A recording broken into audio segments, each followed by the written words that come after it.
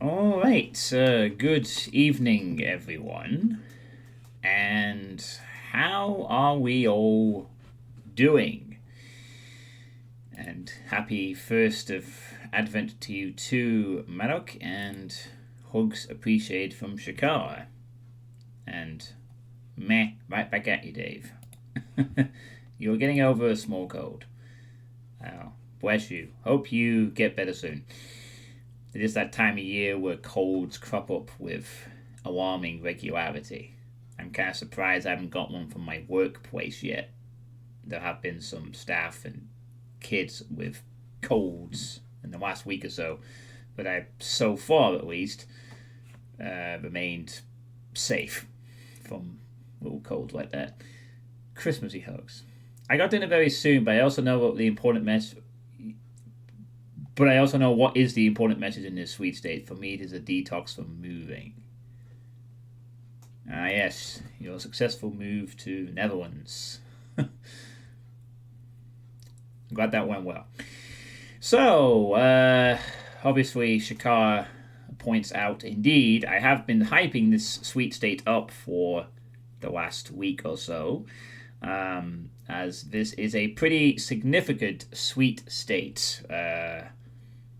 And yeah, you'll sweets out for Harambe. Hey, Depop, how's it going? Yeah, come back as soon as you're done eating once I'm told dinner's ready. Alright, that sounds good. See you sure we should go. So, what is the sweet? Are we finally getting the sweet retirement? No, I'm not retiring from streaming. It's just the stream retirement stream. No, it is not the stream retirement stream. So, if you're wondering what the sweet state is, basically it's a monthly thing where I talk about the state of what's happened, what's going to happen, and what's happening in the present moment of the channel. Um,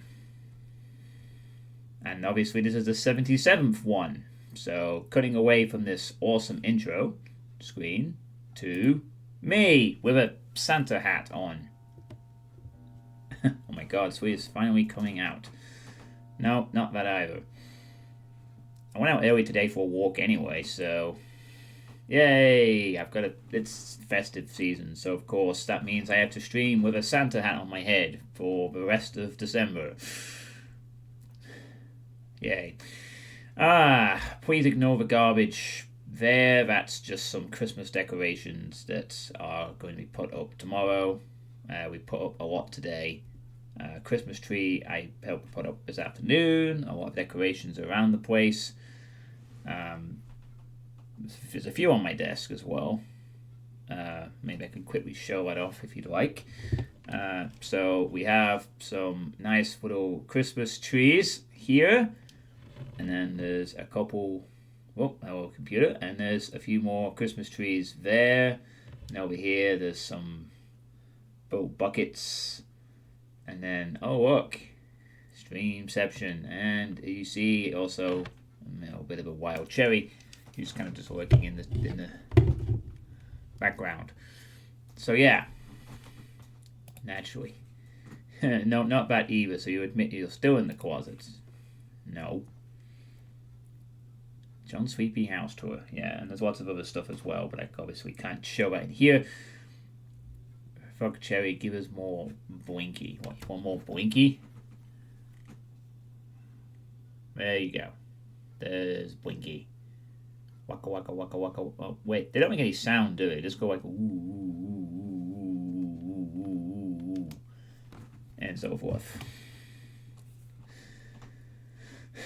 The monster closet. Oh, I know. You're going to apply for assisted word I probably can't say on Twitch on a stream when the bill goes through. I probably could say it, but probably best not to push it. No, I'm not doing that either, Dave. So, before I sort of announce the big thing of this particular sweet state, I mean, I could announce it straight away, I suppose, but I'm gonna just go in order. There'll be plenty of time for that, don't worry. No, you mustn't say words. Exactly. Can never be too careful these days. Um, so obviously, what I usually do in these is I usually start by talking about a personal situation. The first thing that I've put here in my notes is I am so fucking close to breaking into the 16 stone weight barrier. Nah, it's not vodka. I gotta work tomorrow. I don't drink when I go to work. Enough drinks and ciders this weekend, so all good. So I am very close to breaking into the 16 stone barrier. I'm actually a little slightly disappointed I didn't achieve it today. I was hoping to really get to it today so I'd be able to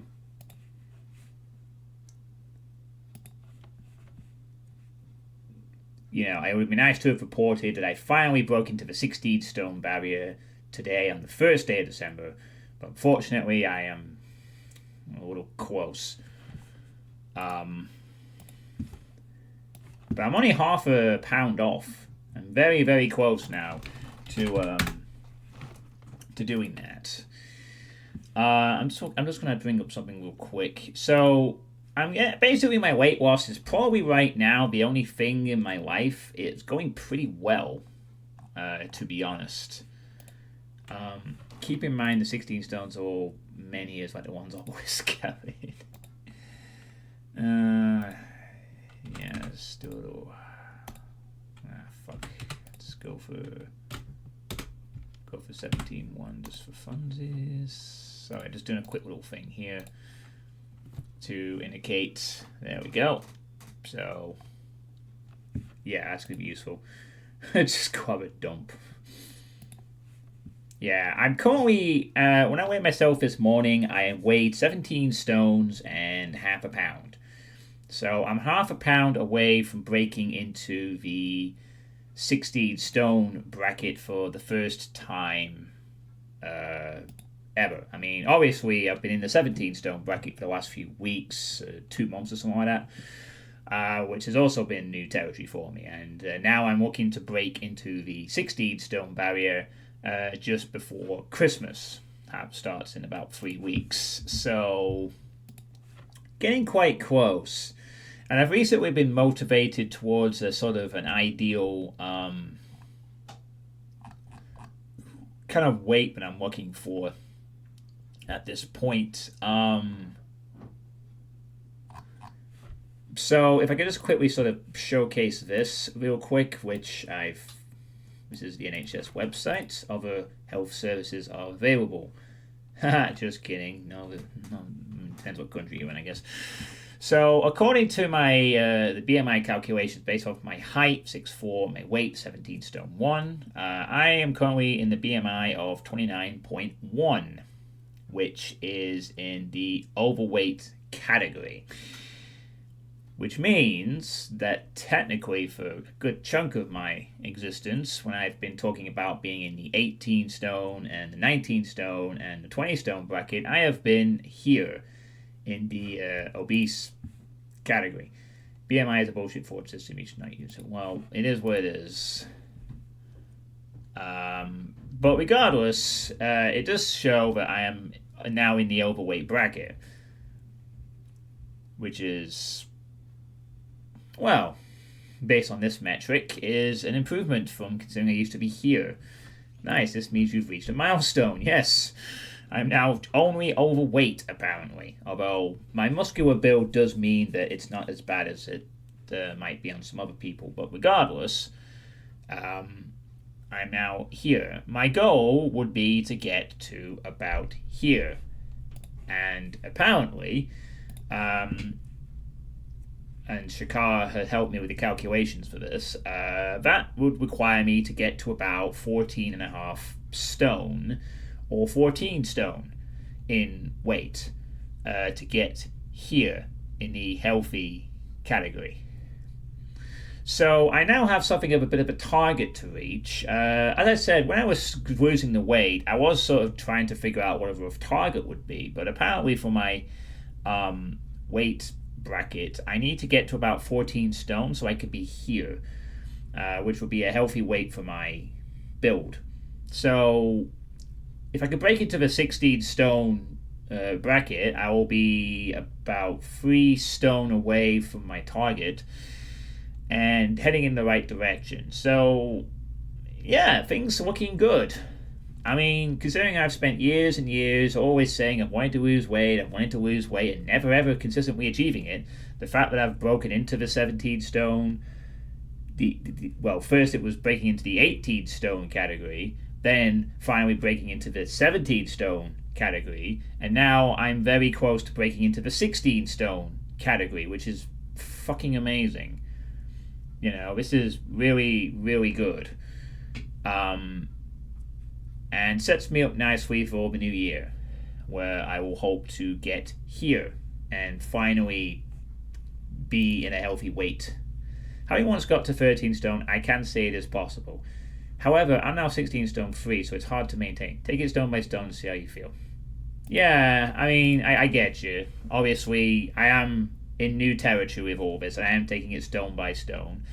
I definitely will want to keep going down, though, because I generally have felt the general benefits of not being in the around 18, 19 stone. I feel better. I've always had, I've always felt bloated at times, and it's nice to feel thinner, I guess, healthier, if you will. So, yeah, at the moment, my target is to get into the 16 stone bracket and then see what is required from there. I'd be happy with 14 and a half. Well, maybe that will be my target, 14 and a half, 14. So around that bracket. I mean, according to this, the base, yeah, it says here the best weight for my height is between 10 stone 12 and 14 stone 9. So if I break into about 14 and a half, I will apparently be around here, which will then put me in a very good position. And once I get to that point, maintaining it would be a challenge, but the cool thing would be is that it would kind of fluctuate around here at a much, much lower thing. But it would also mean I won't have to panic. Like, I won't have to go, oh god, I feel really fat today. It's like, oh no, I'm 15 stone, but I'm still good. Better lower a few pounds and get back to 14. I might just end up there, and that's great. But have that stability of weight category. And then also I can, maybe...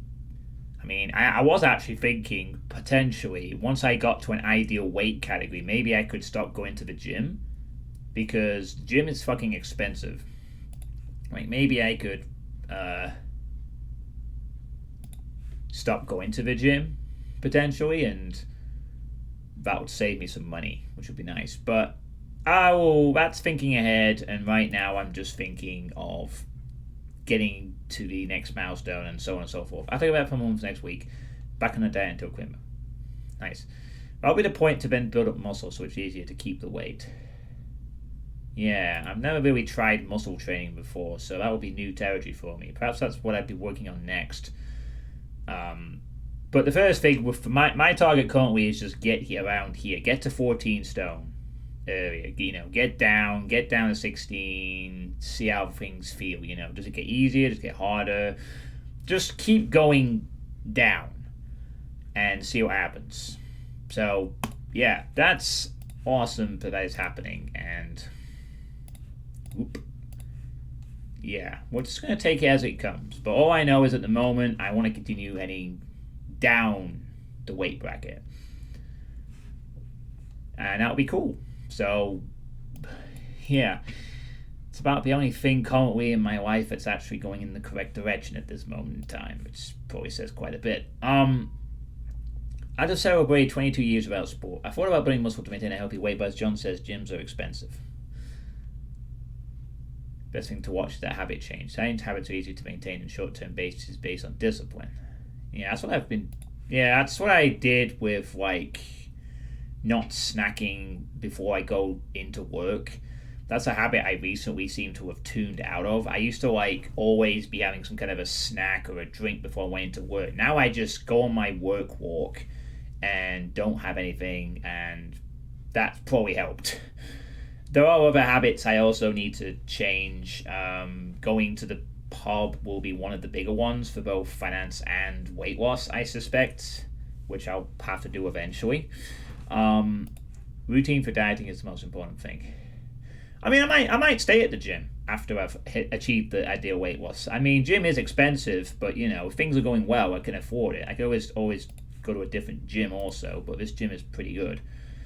It's just that I am also thinking it would be nice to not pay £52 a month if I don't need it as much. If I could make my own gym equipment, then I don't need the gym. That not eating too much, that's the thing. I mean, I've gotten a lot better at that, but there are still things I could change and adjust. I know there's things, it's a lot. I use it 3 times a week. It has good equipment. I can't complain. It is a total fitness gym. It is very expensive, but it is on my way home from work. It is conveniently placed, and it is worth the money for now.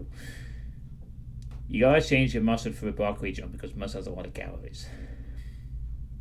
That's also a possibility, Depot. But yeah, don't worry. The yellow jumper is in the wash. It will be fine. Don't fear. You're not gonna lose the yellow jumper. Yeah. So weight loss going good. And I'd like to cap off the year by breaking into 16 stone, and then when Christmas comes, I'll probably go up a bit, but hopefully I can maintain being 16 stone after Christmas. I obviously do expect there to be a bit of a gain at that point, but maybe I can make it less and actually not completely fucking bomb my progress. But we'll see. I've got 3 weeks to do it before Christmas begins. I have 15 more shifts at work to get through, and then Christmas begins for 2 weeks. And speaking of that, I am going to be away for most of the first week of Christmas. I break up on the 20th of December, 3 weeks on Friday. But then from the 23rd to the 27th of December, I am going to visit my family in the south of the country. In previous years, we've had the pandemic, and they've come up here. But this year, we are going to visit I'm going down to see my sister, her fiance, and my nephew and my niece. And it'll be the first time I'll seen their house in the south. So I won't be here for a couple of days. Over the festive period. It is nice. It's a bit of a travel, and it's a bit awkward that I can't actually sleep in their house because there's not enough room for us all now. It's a very small house. So we have to stay in a hotel nearby. But, it is what it is.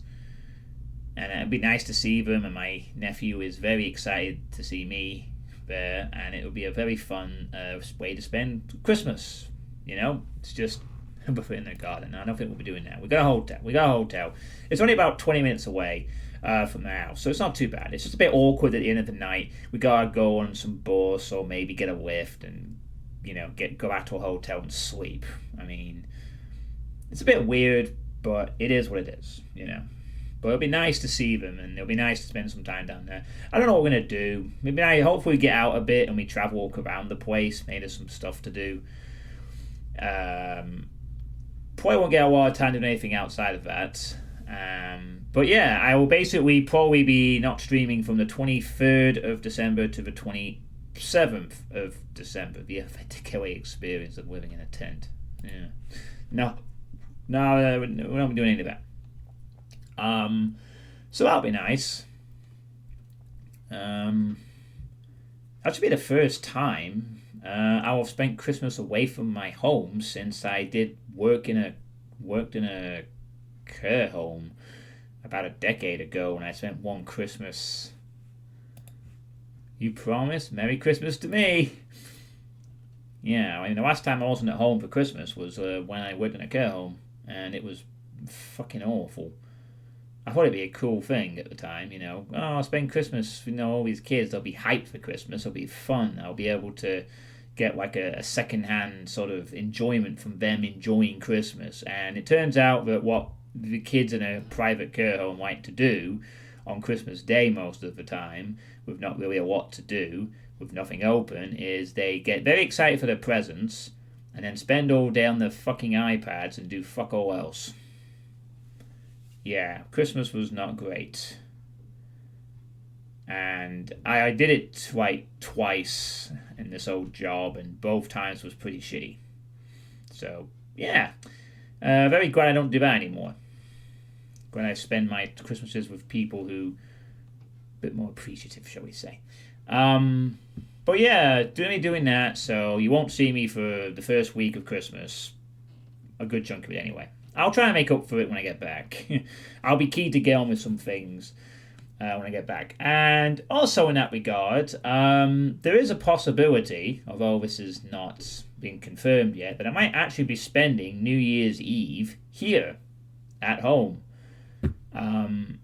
Because the person I usually go to for New Year's Eve antics, his wife is going to be pregnant and due a kid next month, actually.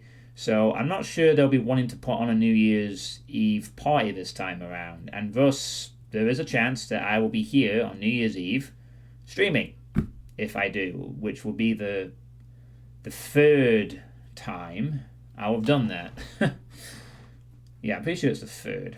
Yeah, third is the third or fourth, maybe fourth. Third, fourth.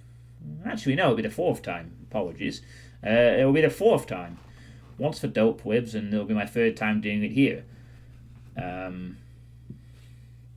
So I could be bringing in the new year with a very long stream. I don't know what I'd actually do if I did that. I'd have to think of something to play. Maybe I could play a whole game again, like I did last time when I got through Heretic. Maybe I'll play Red Faction. That could be a fun game to play in a marathon session.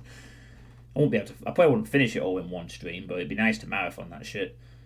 Maybe. Or I could play some other stuff. I don't know. As I said, there's no sort of guarantee this is going to happen. I might end up doing something else for New Year's Eve. I might go out. I might end up going to the friend's house after all.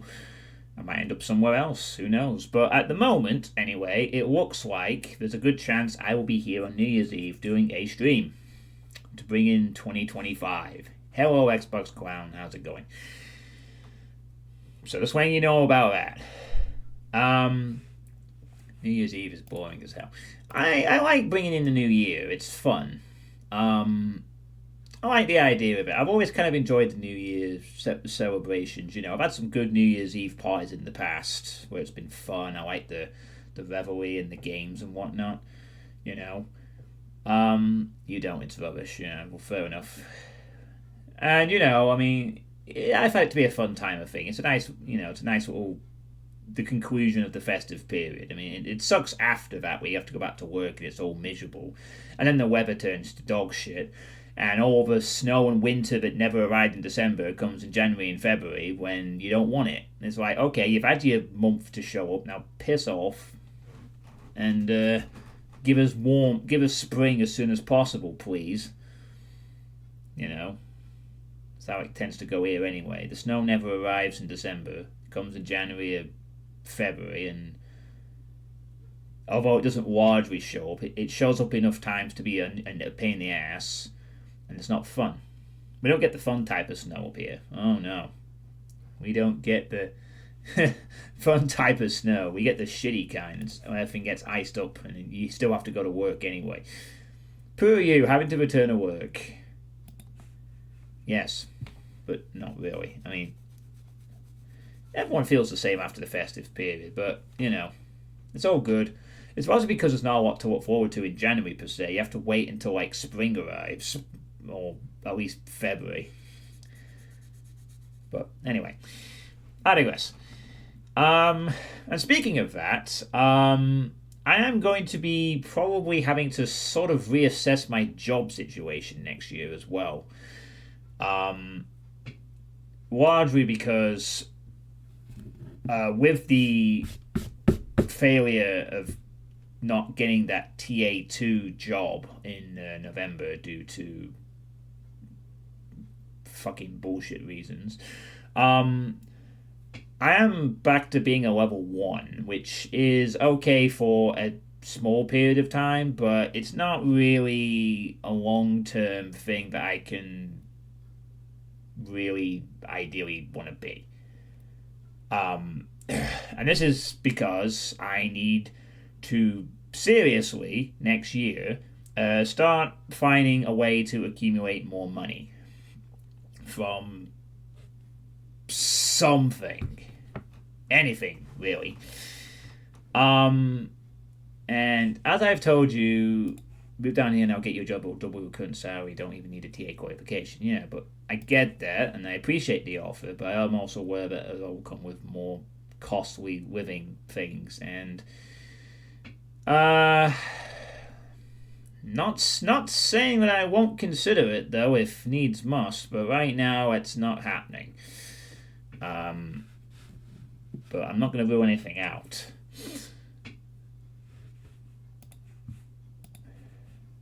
I mean, the main thing would be if I was to move down, where would I live, and how expensive would that be? You know, but I have to reassess it also because of terms of job security. I mean, right now I will have been in my job for 4 years, which will be the second longest time I've ever been in a job.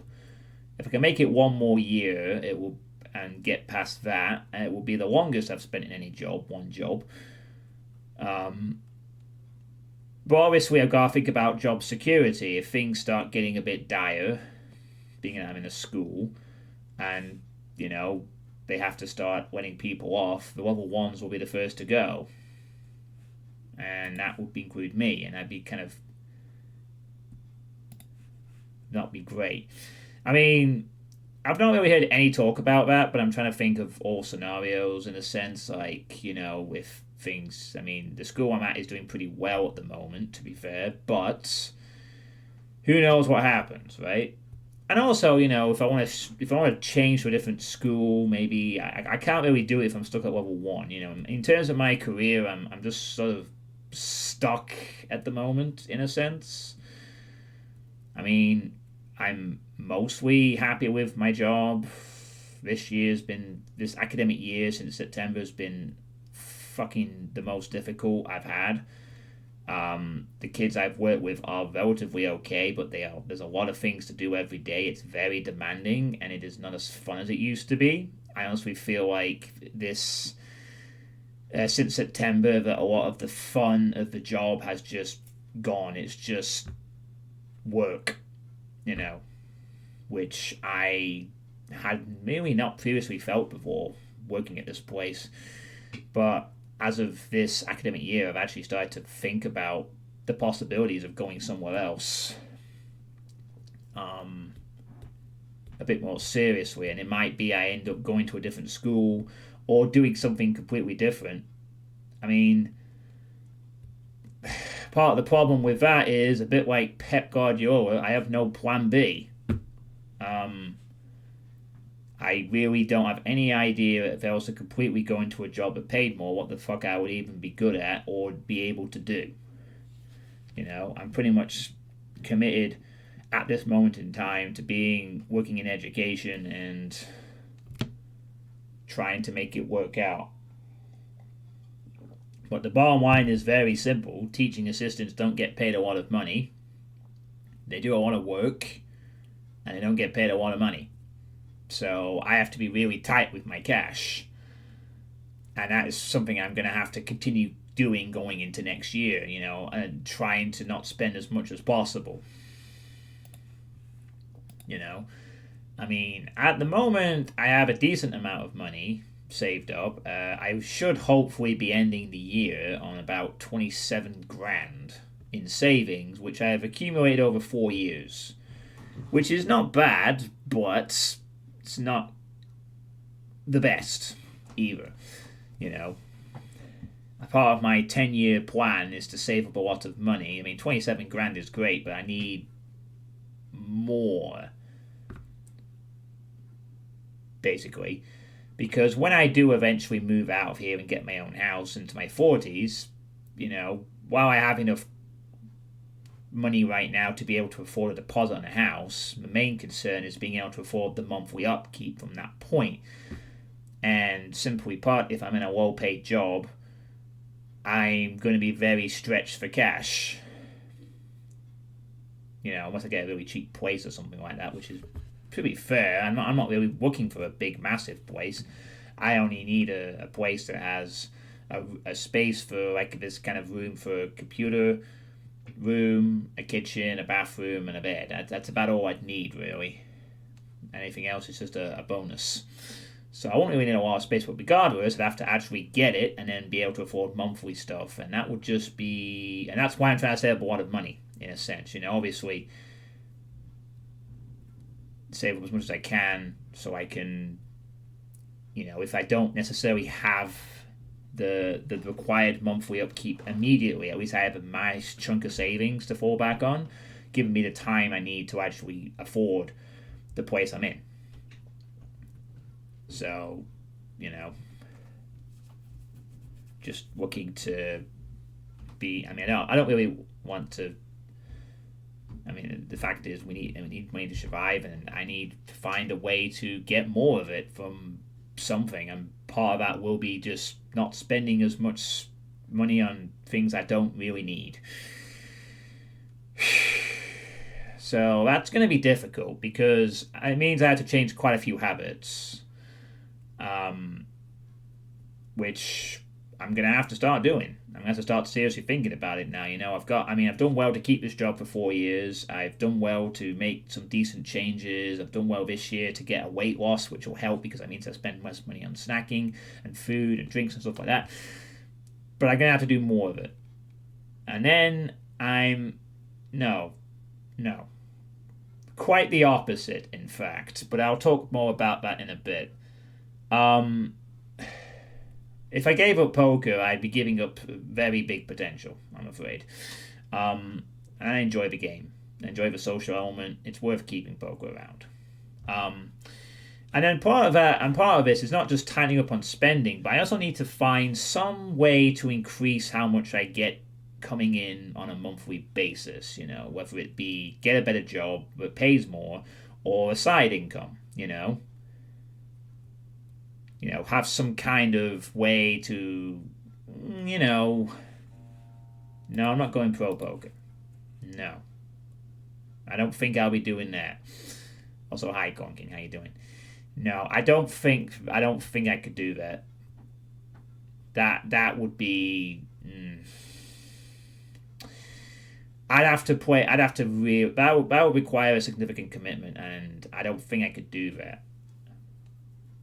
But as I said, I'll talk a bit more about that way down the line. Trust me, there is going to be a poker section coming up. But yeah, I need to find a good main or side income. I need to get, well, and I don't know how it's going to be achieved. Maybe I finally get the TA2 somewhere else, so I switch jobs and I get a bit more money coming in per month. Or maybe my side income, maybe I make more money off poker. Maybe I start to do better at the streaming and maybe something works out on that front. Sweet needs more money, keeps losing at poker, not making money, won't stop playing poker, complains he doesn't have enough money. Yeah, okay, Drauken, sure. Let's ignore the fact that I earned £570 2 months ago in my biggest win, Yeah, okay.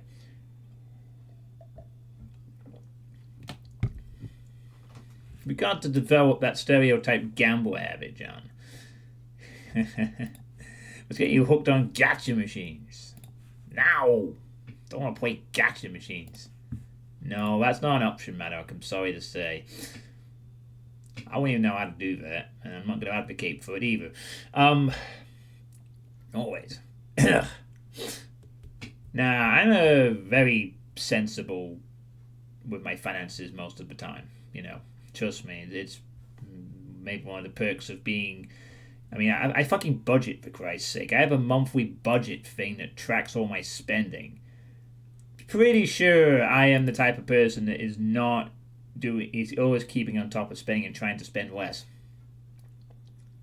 You saw a good series, could give me some tips, okay. Have I seen King Bowser, John? No, not recently. So the bottom line is that next year I need to start making more money somehow.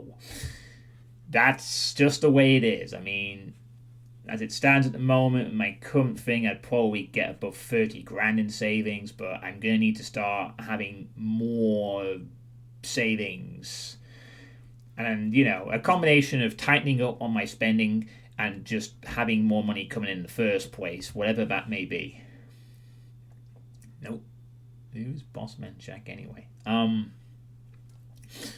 So, pardon me. That's basically. Have you ever considered a pyramid scheme? No, I haven't. Cool guy winning 200k and losing it in an hour. Yeah, if I won 200k, I'd put in my savings immediately. So I don't know. I don't know. I mean, that's the big thing for next year. I mean,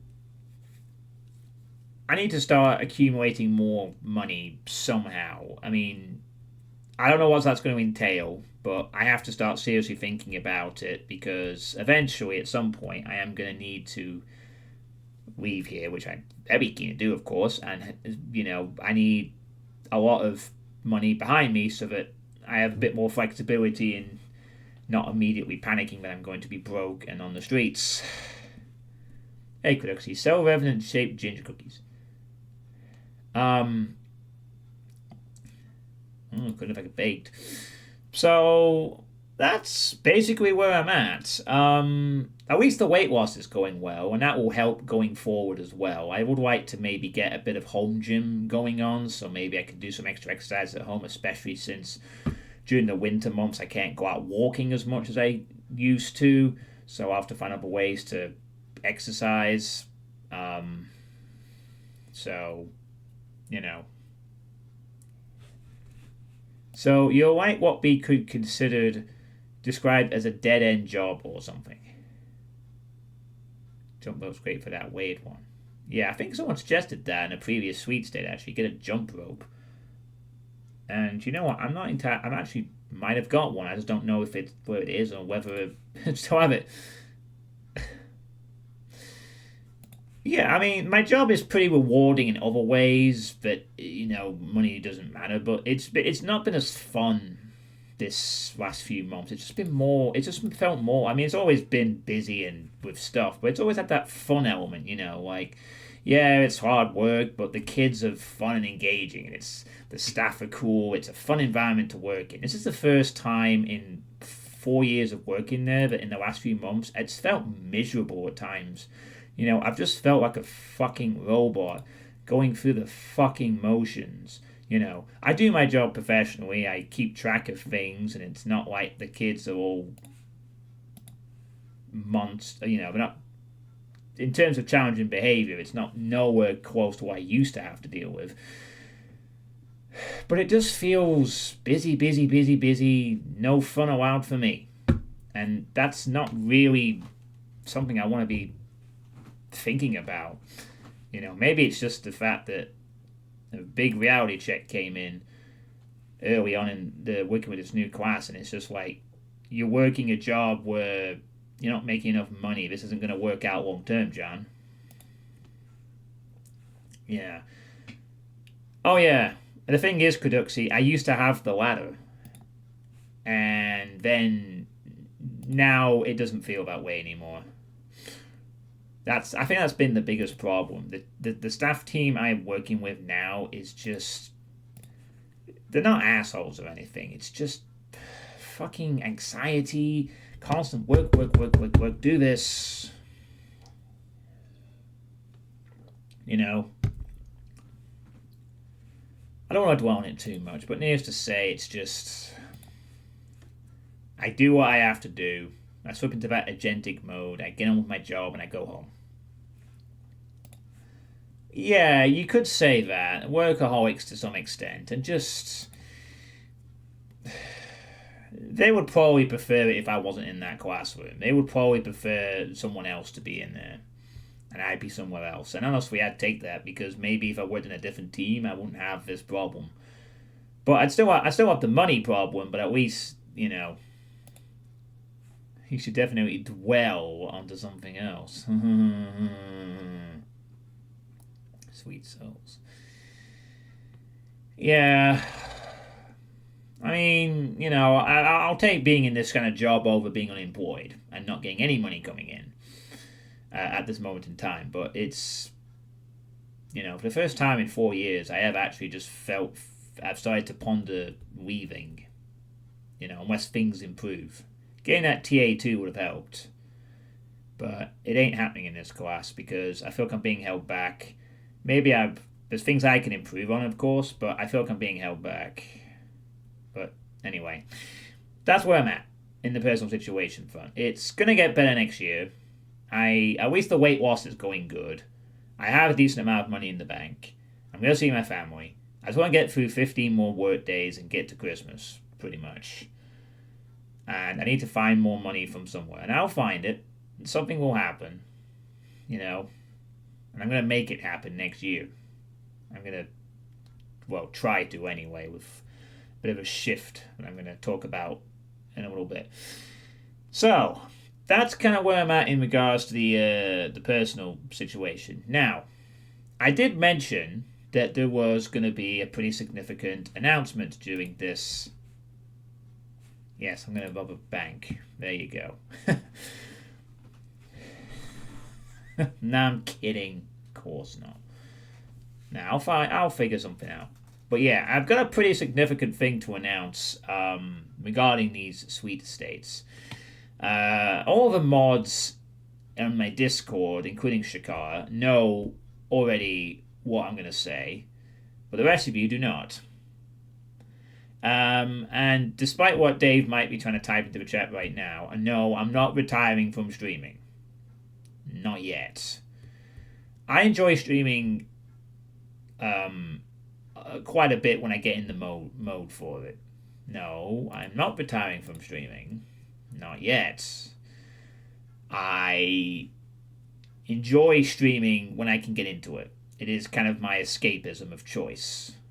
I'm not going anywhere with that. I will probably only ever retire from streaming if either I get too old and I can't do it anymore, like physically and mentally, I just am unable to put on a headset, load up a streaming package, and stream. Which hopefully will never happen until I'm dead. I'd like to be doing this when I'm an old man, but if I'm out of it, I'm out of it. Hopefully, if I'm that out of it, then someone will do me a bit of a service. Hopefully a very friendly care home assistant. Or if something was to happen that was so significantly better that streaming no longer, or if I ever got to that point where I felt that streaming was not fun anymore and I just didn't enjoy it, which I don't think is going to happen. I'm not exactly sure how that would ever happen. It could, not ruling it out, but it ain't happening right now. So no, I'm not quitting streaming. I like playing games a fair bit. I like playing with an audience. I like playing with the audience I've helped to build over the last decade. And thank you all for sticking with me. With me and hanging out and making my evenings and some afternoons and mornings very pleasant by polite conversation and funny memes. Thanks for being around. Genuinely mean that. I've enjoyed streaming for this length of time because of the interactions I have, because of the just unwinding. Well, that's fine. You can cheer for the revs if you want. That's so good. Speaking of that, actually, I wanted to give a very quick shout out to someone who followed me a couple of days ago. So I'm just going to do that. Thank you, Hailstorm TTV, for following the channel 4 days ago. Appreciate it. So yeah. So the announcement that I'm going to make is I am going to be making a couple of changes to the streaming that I will be doing. And one of these changes is This is the last sweet state. After this sweet state, there will be no more. I am done doing sweet states every month. It's finished. I have decided that the sweet states no longer serve a purpose for this channel or for me. And so 77 sweet states in, I'm not doing them anymore. This is the last one. After this, I'm done. No, they're not weekly. I'm not doing any more. The simple reason is when I started the sweet states, some 6+ years ago, the idea behind it was the channel was growing. I think I'd just become an affiliate not too long into it, I think I became an affiliate just before. No, actually, no. I think I was. Hey, Super Monkey. I think I became an affiliate shortly after I started doing it, but at the time, the channel was growing, and I felt that I wanted a monthly vlogs type series, to let people know what was happening in the channel. Like, I think it was Bolfers that came up with the Sweet State name back then. I might be miscrediting, but I'm pretty sure Bolfers might have been the one that came up with the Sweet State name. And the idea was that the channel was growing, things were looking quite good, and I wanted to provide like an update series. So that's what other YouTube channels did. They did like a monthly update as to what was happening. And I thought I should do the same. It'd be a cool idea to talk about what my life is like and what things are coming up on the streaming front and update on things. Like when I switched to Windows 10, which was one of the early sweet states I remember. I switched to Windows 10 from 7. When I got a new computer, that was a bit of a thing. And then obviously there would have been one when I became an affiliate, and then I would have moved house as well. I think, yeah. Well, I actually would have moved house in one of them. I think. Yeah, I'm pretty sure I would have moved house actually as well. I'm going to check that actually. Just give me a sec. Let's have a check. Sorry, just need to check something. And then the time you started. No, it never happened. No, I need to check something. Let's go to my playlist collection. Go to the Sweet States. Have a look. Let's look at the videos. Sweet State. Oh no, never mind. Sorry. Never. Oh, it was actually Kraja that came up with the name suggestions. Sorry. Okay, well, sorry, I stand corrected. I never actually did a sweet state that wasn't here. So I've always done it here. Because I've been in this house longer than I thought. Yeah, so, I'm just looking over this, God, how long ago was this? I need to watch. Let me just pop this on YouTube, actually, for a second. Okay, hello, everybody. John Suitepee here. And this is a new sort of experimental idea that I have had over this weekend.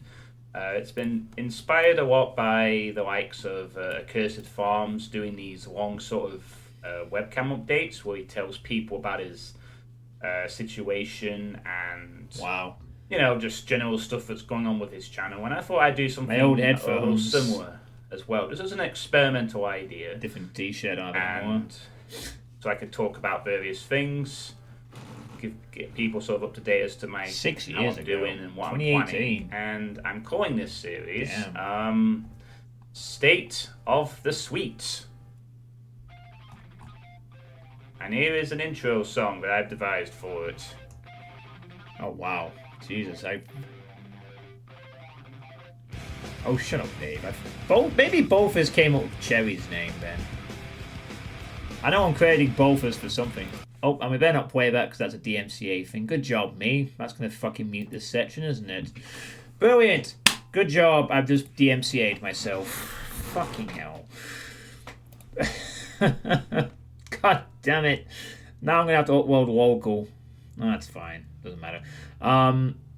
The weight loss is actually apparent. Yeah, it really kind of is. Looking it back, I mean, it's still... You can see the things are slightly different in the room, but It's the old wallpaper with just a white wall as well. But yeah, also I have Eternal Doom donation at the top. Just killed its final sweet state. Would have been funny if I had the mustard jumper on in the video. Yeah, I've got this little picture from I did Windows 10. I came with a little screen for that, which is cool. But yeah, you can see there, obviously, this is back when I would have been weighing around 19, 20 stone as well. I mean, don't look like I've changed that much, but, it's a little bit of a pound. Oh, I did. I eventually did play Eternal Doom in the end.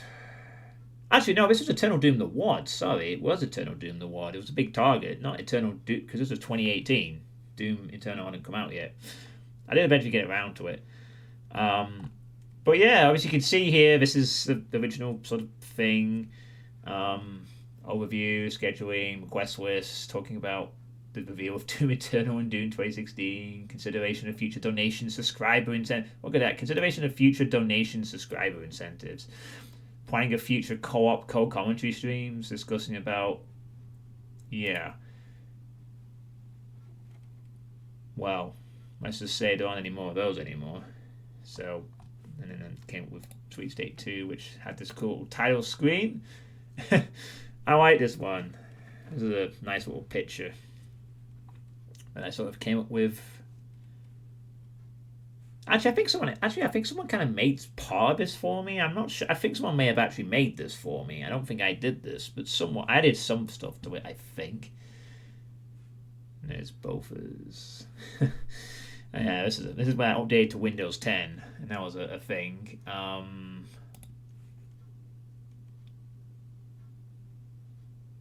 Oh, I got this. Setting out my new ambitious target of having 100 viewers average. Christ, this is 100 viewers average. You can tell this was back when my channel was doing okay, grown-wise, can't you? I mean, fuck. Having a Quake month on the channel where I cover custom mapping content, that never happened.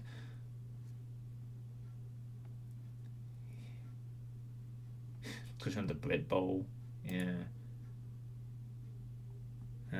Good stuff. But yeah. So, anyway, back to the here and now with my silly hat. Young John Optimism, those were different times. Yeah, but you had no idea Twitch was going to decline. No, that's true. I'd also have no idea I'd be banned for a week over a random comment on Age of Empires 2, which I also felt was the beginning of the downfall for whatever reason. But you are right, Twitch did go into decline. Streaming habits would change for everyone. Yada, yada, yada. I'm happy and kind face and made me tune to your stream in the first place. Quake mods here, that'll never happen. But, yeah, so, this was the sweet states were originally done at a time of optimism when I was like, I need monthly updates to let people know what's going on, with all the channel stuff. And for a while, I think they did serve a purpose, but, over time, I just felt more like it was something I just kept doing, rather than me doing any real reason for them. It's like, why am I still doing a sweet state when the channel is like, it's kind of just staying where it is in terms of growth on every front, I mean, there was a time a few years ago where I seem to remember about 11 out of 12 months in a year, I was with thanks to subs and stuff like that, I would be getting paid somewhere around £90 to £100 extra every month, except one in a single year. And that was the part where it's like, am I really going to do well on the streaming front? Can I make this work out and maybe I can get a little side income? And then that just faded off. I got banned for a week, and I'm pretty sure that was when it started to go after that point, pretty much. Might have been happening before slightly, but that was probably the sort of turning point I felt and still feel. Went some good Westerns from that, of course, but sucked. And just other things in general. So, I've just basically felt that it's time to like change a few things on the stream, and the sweet states don't serve any purpose for me anymore. They're just pointless. I mean, all the stuff I could talk about on them, I could do during a game stream. I could tell you all how I'm trying to lose weight gradually. I could tell you all what I'm planning to play coming up next, potentially, as I'm playing a game at the end of the game or during a stream itself. It'll give me something to talk about during a stream when there's long periods of maybe a longer period of quiet or a dead time or something like that. And also, it means that there'll be an extra stream each month that I can play games in instead of babbling in front of a camera for 2 hours, which sometimes is fun, but no, you can't burn me at the stake. You're not allowed to do that. Sorry. It's against Twitch's terms of service. Tough luck, Dave! Tough luck. Yeah. That's my response to Shakar. So, yeah, this will be the last one, and after this, I won't be doing any more monthly sweet states. Need a video playing of Doom Race to distract people with no attention span. So, yeah, this is the last sweet state. After this, if there is anything significant that happens, I'll tell you during a normal stream, or on my Discord server, or both. You know, like. Maybe if there's like a really big significant event, like maybe I move house for the first time, maybe I do like a sweet state type thing as a one-off where I'm like, hey, I'm in a new house. So I might do something like that on significant occasions, like if something big has happened or something, and I need to just sort of have a chat for a bit. But otherwise, no more. No, I'm not doing once a year either. I don't see the point anymore of these updates. If anything significant happens, I can tell you. If it warrants a separate stream, a just chat session, I'd do it. But that'll be. But even then, I could just tell you. Why spend a stream on it that I could be using to play a game? You know, like right now, I could be playing Bloodflow. Right now, I could be playing Tomb Raider or anything else. I could talk about all this stuff while I'm playing the game. Every 4 years, like the World Cup. That was an option that was debated, but I just generally felt that the sweet states were, for me, just a waste of time. Anything I could achieve in them can be done during a normal stream. That is pretty much what I concluded. You're going to miss the sweet states, really enjoyed the weather for this. Yeah, and you could still get that. Maybe I'd do it at the start of a month. Maybe I'd stream and say, so, yeah, it's now December, and, you know, I'm going to go visit my family, and I'm going to go, my weight loss is going okay, work's not going great, you know, poker is a bit hit and miss. Stream a sweet state at the World Cup when England reached the final, so never. Well, you never know. I mean, we reached 2 Euros finals and lost to better teams, so third time's the charm, right? Right? Maybe we moved to a different bear team. Anyway, we'll talk about that in 2 years. The difference is, when I'm missing a stream, I can single out the Sweet State VOD and watch it separately. When I miss a gaming stream, I rarely watch the VOD, only if I find the game interesting.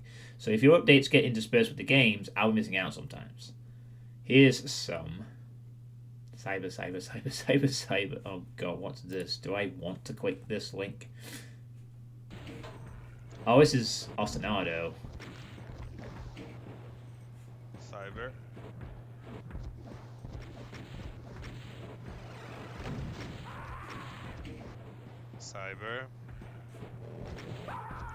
Cyber. 3 years ago. Yeah. Cyber. He sounds calm to me. Cyber. That's not really rage. Wrong. That being said, 100% for your decision, of course. Yeah, so sorry I didn't actually show it on screen, but you can watch it on the link for Depop, right? Viewer. Yeah. I mean, I get you, Madok, you know, I mean, you'll miss out sometimes, but, yeah, that's the decision I've made. So this will be the last sweet state that I do. And, you know, I don't think it'll be missed, really. because it's not like the channel is growing to the point where I need to do this. I can just intersperse them in the middle of the regular stream. So, yeah. The next change, as well as that, also, you see this screen right here? This one that Kraja made for me quite some time back that I used to do at the beginning of streams. And I'd have a little music thing. And I'd say, hey everyone, and I'd do the switch, and maybe sometimes I'd have a monitor game, and it looked pretty cool and stuff. Yeah, I'm scrapping the intros as well. I've already actually carried out this change in the last couple of streams. I've just basically started the stream with the game right away, just like I used to do. Because I also feel that this is pointless. Because as cool as it is that some streamers and channels do have like intro things and music intros and stuff like that, I just don't see the point, really. I feel like I should just, as soon as the stream starts, I should just be playing the game immediately. So I've done that for the last couple of streams, and it's felt pretty fine. So no more intros like this. When you tune into my streams from now on, you're just going to see me play the game. Maybe I'll be mute for a couple of seconds while I get the pop-out chat working and make sure the camera's adjusted. But after that, we're just going to get on with the game. Yeah, 30-minute intro. Some of them do it for a while. I mean, Calfire has like a 15-minute intro. And I like the... And again, this is when I also felt that this intro with the music was a cool idea for a growing channel, Like a cool musical intro. Different things on the monitor. It'd be so awesome. I've got my name over here, and, I can change the music every month. And then most people don't even probably fucking see this intro screen. So A, I cut it out of the VODs most of the time. And B, most people come in and... after it. So, yeah, I just felt like, why am I doing this? It looks nice, don't get me wrong, and Kraja did a good job with this. But what's the point? Like, for me, it's just like, I should just start the stream straight away. Like I did that for years. I just be in the game, ready to go. Let's play. Let's get on with it. The intro gets longer and longer. Yeah, like, sometimes, I have like a 3-minute music thing and a 4-minute music thing. It's like, no one's here. No one's, like, what's the point of this? I could just start playing the game right now, and let's do that. So, the intros are being scrapped. I'm going to keep hold of I'm not going to delete Kraja's thing, because it's a nice little thing and I want to keep it. But I'm not going to use it anymore. So from now on, when you see my streams, you'll see me in the game, ready to go. Right away. So this sweet state is the last time you'll see this. So say goodbyes to the Kraja intro screen.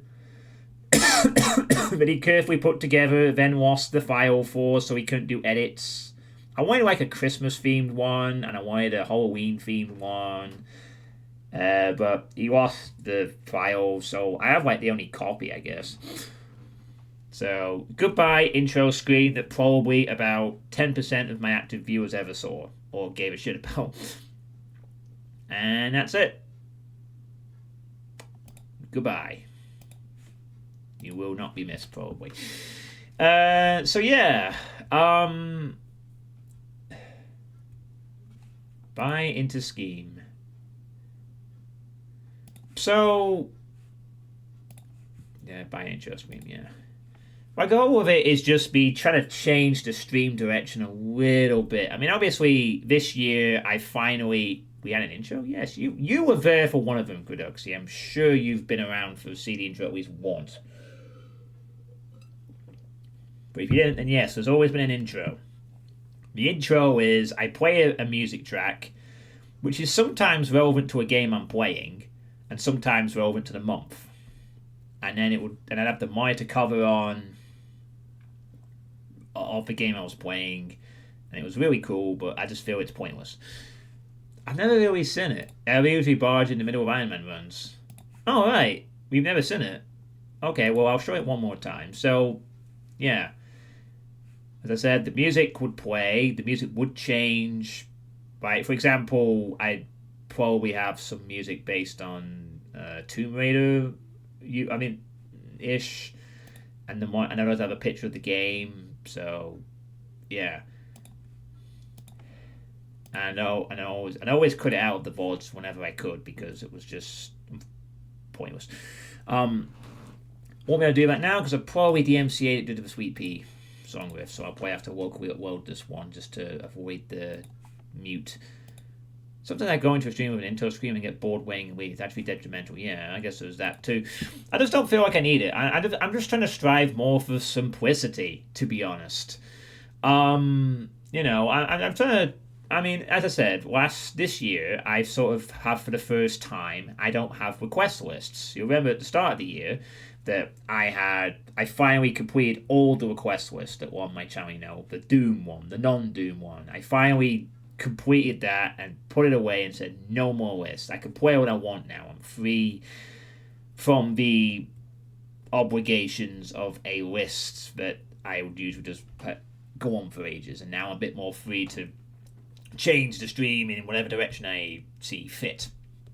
And I'm trying to strive more for simplicity in a sense, and I think the less professional streams actually have more character and a personal feel. Well, maybe that's what I'm trying to do. But also that's because, I mean, the fact of the matter is that this, I'm not going to lie if I said that a few years ago, I was considering streaming as the side income. Maybe I'd get like an extra £100, £200 every month at a peak. I would do well. I'd be really infused with streaming. It wouldn't like be massive, but maybe I would keep growing the channel and maybe things would go up a little bit, very steady, and maybe this would be the enjoyable side thing, hustle on the side. And then that didn't happen. So streaming has kind of always just remained a very passionate hobby of mine, which I occasionally get a little money back from, but it's not enough to ensure that I can keep monthly upkeep on a house, say. And with that in mind, why am I putting all this effort in when I don't need to? Why have a sweet state when I could just talk about stuff during the regular stream? Why have a fancy intro when I can just play the game and get on with it? I do have the bells and whistles of little things for the follow notification, the subscribe, and the PayPal donations, which are very rare, and so forth. But I was putting effort in. I mean, yes. Yes, of course. Why wear a silly? Well, that's because it's the festive year. I could wear a silly. I happily wear the Santa hat. It's festive. Yeah, I'm totally behind it. H-Doom is H-Doom. I don't think you're allowed to stream H-Doom on Twitch. So, I mean, obviously, I still care about this, but I just want to play the game. I just want to unwind. Why do I need to worry about trying to grow the channel and do big splashy things when that's not going to happen anymore? Man, one of these days, the change to the stream will be sweet having enough of my shit and eventually banning me. Banning you? I don't think I can do that. If the sweet states are over, when are we going to start a game? Well, this is the last sweet state, so the game will start tomorrow when I probably get back to blood flow. Yeah, need to get back to that tomorrow.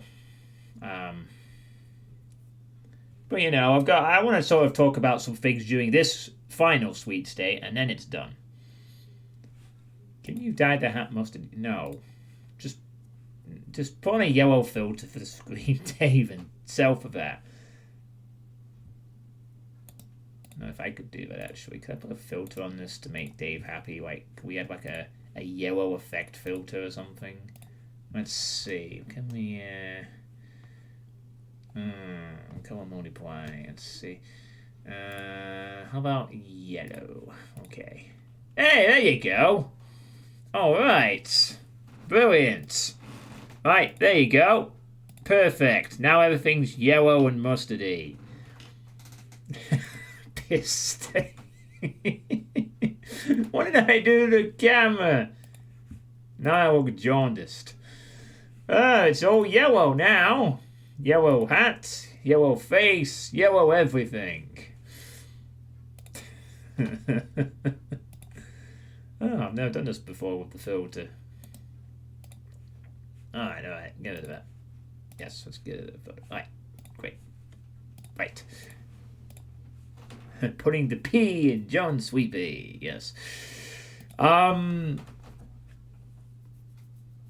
So as I said, I am trying to strive more for simplicity, and that might mean that sometimes if I'm busy with other things, I might be streaming generally a bit less going forward. Like, you've probably noticed I have had a couple of nights where I've just not been in the mood for streaming and just decided to chill out instead. I mean, again, the motivation is I want to stream when I'm in the mood. And since I'm not making, since it's something I do to unwind, if I want to unwind in a different way, then I can. So, I still like doing a lot of streaming, but... Oh yeah, we'll talk about Dead by Daylight as well. There's another change happening on that front too, which I will mention in a little bit. Actually, I could mention it after this one, actually, and I will, in fact, mention that. Let me just change a little thing there. There we go. All right. So yeah, I'm not saying I'm going to go on marathon days off streaming. I still like doing it fairly regularly, but it might be the odd day when I come home from work. I could stream, but I'm not going to because I'm not in the mood. I want to chill out, play some games, maybe just not stream tonight. That might happen a little more often because I could just choose when I want to. If I'm not in the mood, I'm not in the mood, and I don't want to feel like I'm forced to stream and be not in the mood for it. And then it's like, oh, why are you so angry at everything? Because I am streaming when I'm not in the mood, and it feels like an obligation. And that used to be cool back when there was bit, growth. Now it's just I've got this comfy audience. Why ruin it by doing stuff like that? Dead by Daylight. I suits my schedule more. I am also considering leaning more heavily into Doom stuff going forward. Maybe, obviously, at the moment, the balance is to kind of play Doom and not Doom stuff, but I am considering maybe spending a little more time playing Doom-related things rather than the variety, but that's just a slight balancing option I'll be considering next year. Perhaps stay to use my sweet token to make you play my new maps. And I am also thinking of abandoning the idea of doing this whole alternate streaming thing of playing a Doom thing one stream, then switching to the non-Doom thing on the next stream. At least for shorter games. Kind of what I've been doing. I don't know, how have you all kind of felt about this idea that I've been doing for most this year, where I play one game that's a Doom WOD, and then the next stream is not a Doom WOD, but a different game. How have you kind of felt about that? I know, the idea behind that was some people don't like Doom stuff. Some people do. If I continue to focus on playing one game to completion, then, people might not tune in all the time. So, the feedback for that would be really appreciated. I personally like the mix. Doom all the time is not the best. Who doesn't like Doom? Let me at him. Hey, Pidgey.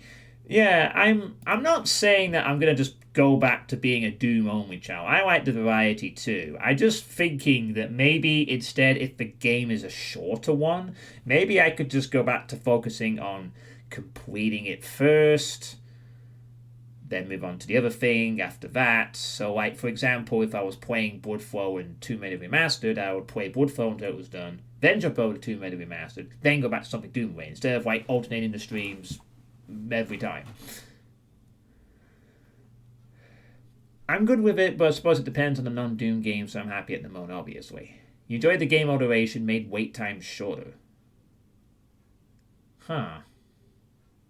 So you're all kind of happy with the idea that I jump between the two different types of game things?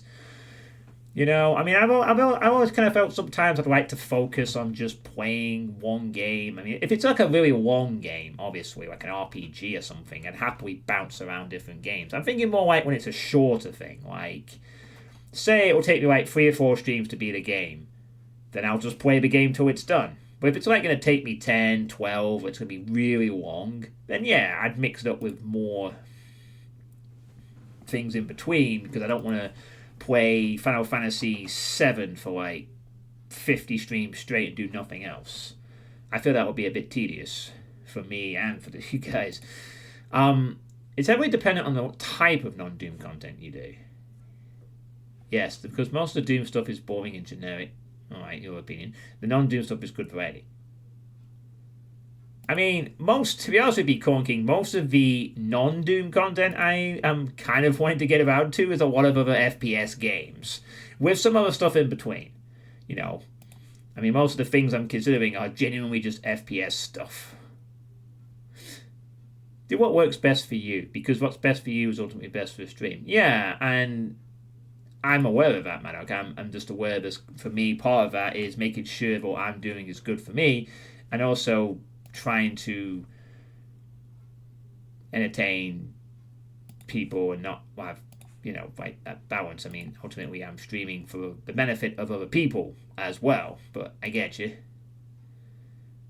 I'm cool with it, but if the game is short enough, then why not do it until it's done? Well, that's just what I'm thinking, Dave. That's my thought process. Why not just do it? With the way my Tomb Raider thing is going, being that it's only 15 levels, I probably could just have played that for about 5 or 6 streams and be done. I mean, there'll still be unfinished business DLC, of course, but still sad to know about DVD, but I know I'm like, oh, I haven't mentioned that yet, but I will be shortly, Shakar. So it seems like generally it seems like from the feedback I'm getting just from the chat here, you generally like the idea of me bouncing around between different games.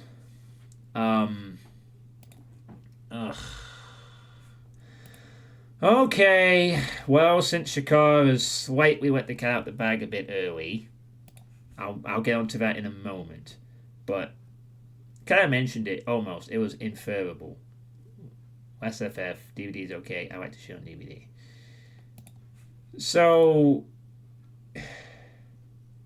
okay, well, in that case, then, for the time being, I guess I'll continue the strategy of alternating the games back and forth. Maybe every so often, if it's really short, I might not. But, it's just something I'm bearing in mind. I might decide to flip back and not do that all the time, but I'll see how I feel about that. So I guess that's something else I'm considering as well. And so I guess there is another thing I need to mention, another change to the channel, which I will mention now. I was going to do this a little bit, but you know what? This all kind of runs into one section. So it's all good. It's all good. And Shakara's kind of prompted me to do this about 10 or so minutes earlier than I was anticipating, but it's fine. It's all good. Just going to wait for this to load. I think a lot of you know what's coming on the when I put my camera in the top left of the screen. But I think a lot of you will be pleased about that. Private stream. Oh my. No, not like that. So, yeah, the next thing that's changing is this is Dead by Daylight, a game I still very much play regularly. It is it is kind of my main game, online service game that I like to play. And, you know, I've been playing it pretty regularly ever since I started playing it back in 2022.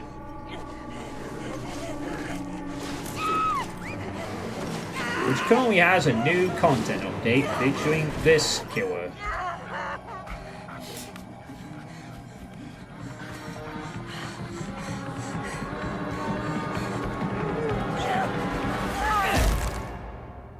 Squish. Probably one of the shortest chapter intros ever, though. I've actually played Dead by Daylight at 2 in the morning a couple of times. Especially when I was especially when I was grinding like hell out of it early on.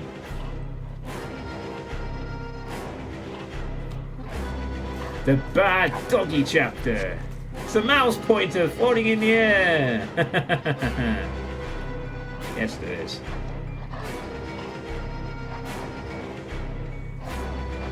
Yeah. So, I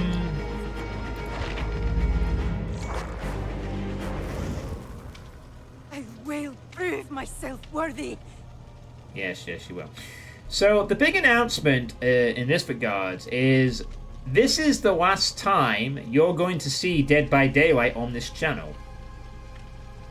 Because after this, I am no longer streaming Dead by Daylight streams anymore. They are being scrapped. I'm not stopping playing the game, but there will be no more Dead by Daylight streams on here. To be honest with you, I don't think a lot of people like them. Pure and simple. There was a few that did, but I think for the most part, Dead by Daylight was a huge turn-off for my audience. Only a few people cared for it, and a lot of you weren't interested. Yeah, I mean, I usually did, but sometimes it'd be like filler stuff, like if after a poker stream, or if I was thinking of something else to do. I have other options for that now. I have World of Horror, for one thing, is an option I will probably like to go down for that kind of thing.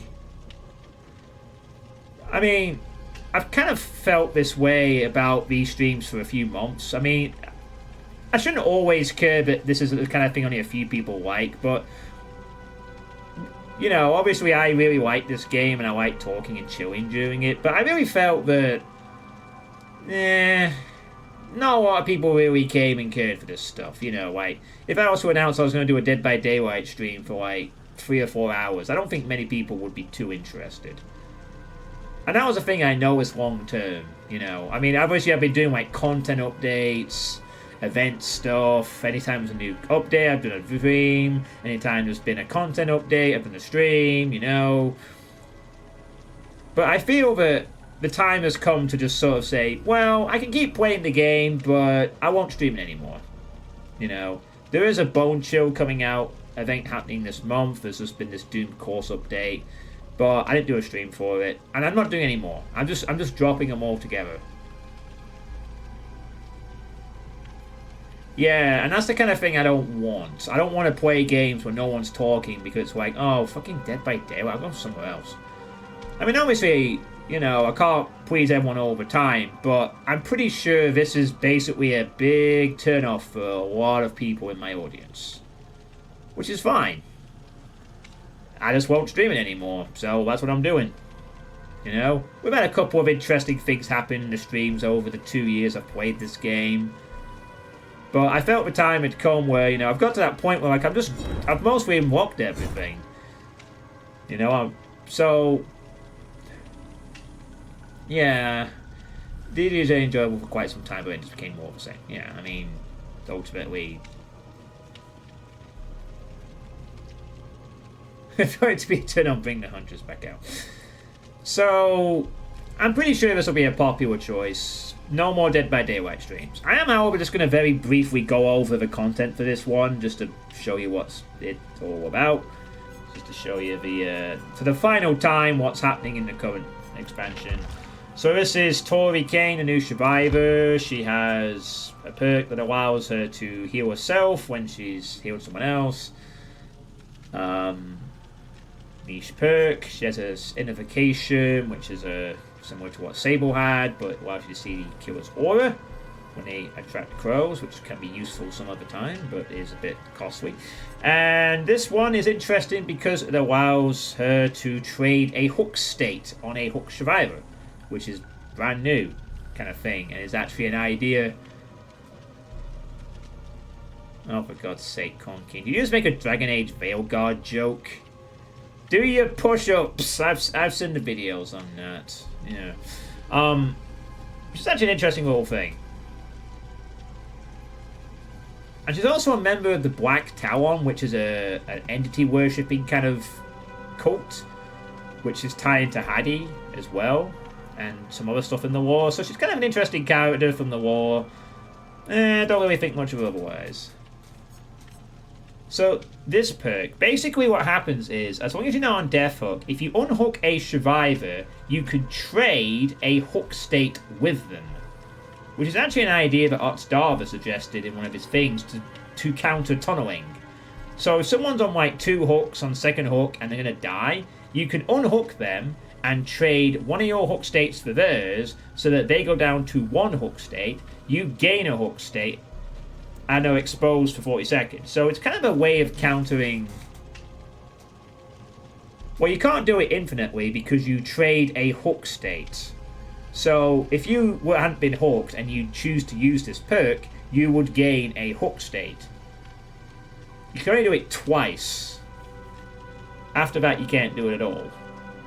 So it's really just an anti-tunneling counter, and it can be used. I've used it once, it was kind of helpful, but it's very situational. Now the killer, on the other hand, the one side I more care about, is the Hound Master. The devil are we? And she won't be doing any push-ups. She will, however, be beating you to death with a stick, stepping on you and unleashing a dog. Oh wow, I've been using slot 2 the whole time. I shouldn't be doing that.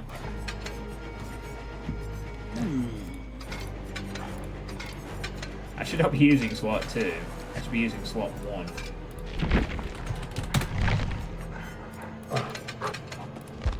Yeah, so the Houndmaster has a dog. The dog can search for people. You know, actually, maybe it's better if I show you. What the heck, this is the last time I'm going to play this. Let's show you what she does. For funsies, right? Let's fucking show you.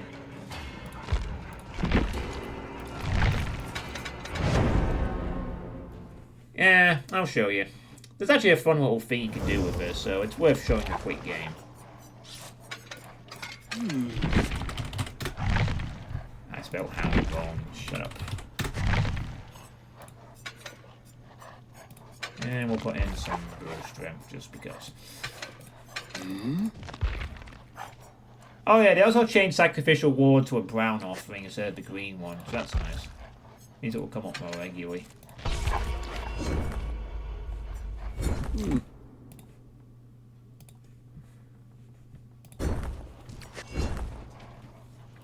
Can you trade a hook state for a sweet state?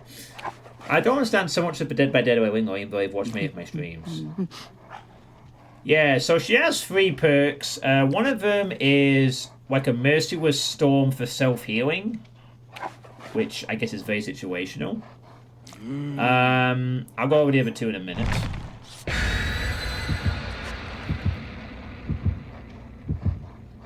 The brown ones are usually the shitty ones, but ironically enough, Drauken, in this game, the brown ones are usually also some of the best ones to use.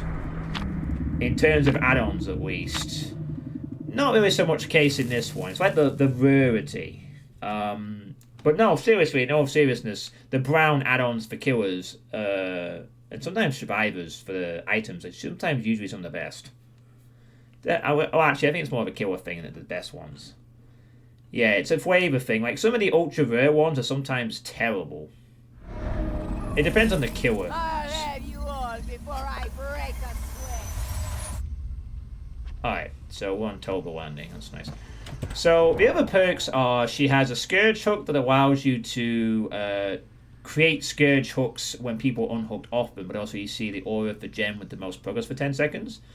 And there is this, which when you fall from a height, your lunge attack distance is increased by 75% for 16 seconds. Alright, so this is what the dog can do. The dog can search. Fine. If you follow the trail, you get a that. This means we found someone. They are now. And what we can also do is we can launch the dog at them. So.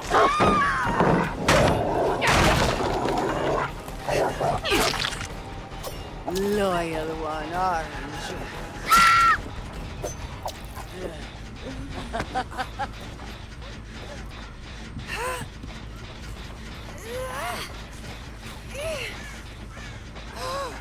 So we'll put on this nice little security hook.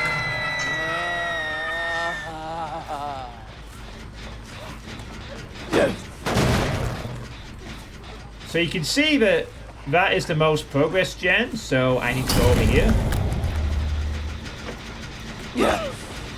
I don't know why he didn't move. That was a bit weird. This is still the most progress gen.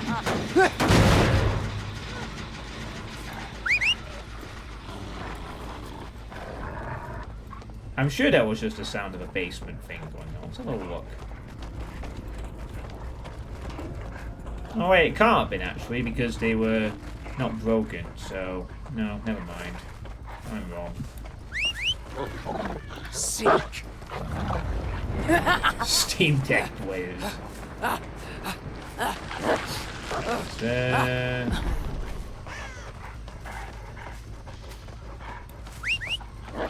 Yeah, also you can send them to different gens. That's why you can see all the gens on this killer.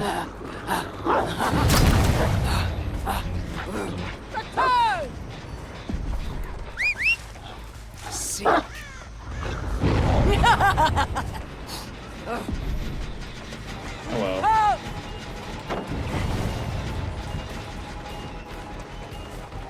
I don't know what all these weird noises are, to be honest. It's a bit odd.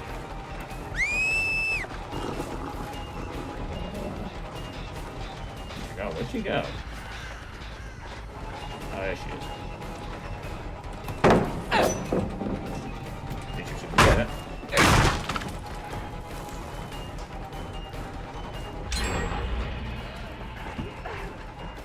And we go.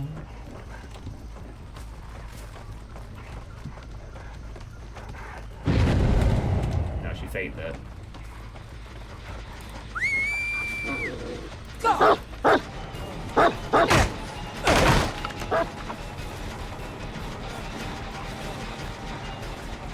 Yeah. Hey, Nitro. What a woofy dog. Yep. Wasting 2 players in this game so far. Enough. Yet. Go. Just missed. Dang. Yeah, so that when the dog grabs hold of someone, the dog brings the person nearer to the player. It's kind of like throwing a very aggressive frisbee, I guess.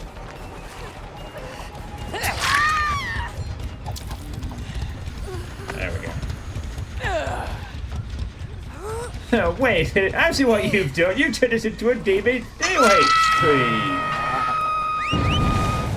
Sick. Ah, you've all been... Oh, we got 2 people here. Yeah, I tricked you. I'm actually not quitting at all. I'm just playing Dead by Daylight. So. I just missed. Damn. You feel like a fool. Yeah, also if people get hound sensed and then get hit, they get a deep wound. So it's kind of like if you get hit by a legion or something. Yeah, doggy, doggy, doggy, doggy, doggy, doggy. Oh, she dodged the dog. Oh, she tried to do us. Soul fade. Nice. That might have worked, Meg. Are we actually going to leave him to die? Or are they timing a very good,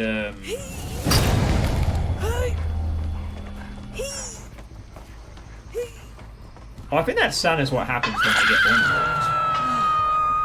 Stop your whining. Stop your whining.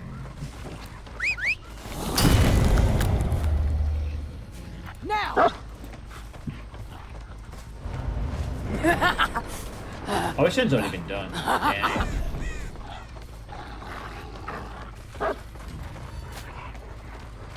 Yeah, oh yeah, I forgot. So this is what happens when you fall off a thing. You get a cool little sound, actually. I'll just show you here. So, if you fall off, you get this. Boom. And that means that, All Shaking Thunder has been activated, and you get a longer lunge. But people are calling this perk the Thunder Fires perk because...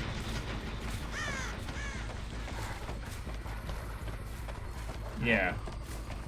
Everyone hears that sound, by the way, when it happens. Find me a rat. Everyone hears that sound, so the survivors know when it's... Oh, wow, they're all here? All of them? Holy shit, they all here. I am a bit surprised. Oh, we're feeling very confident today, aren't we? Working as a... all together? Where did I go?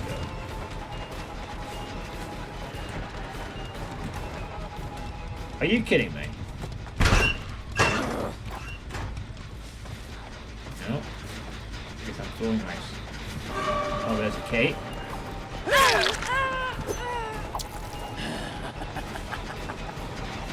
The iPad sensor fool. Wow. I pity the fool. Really, Meg? What am I doing? Chase, chase.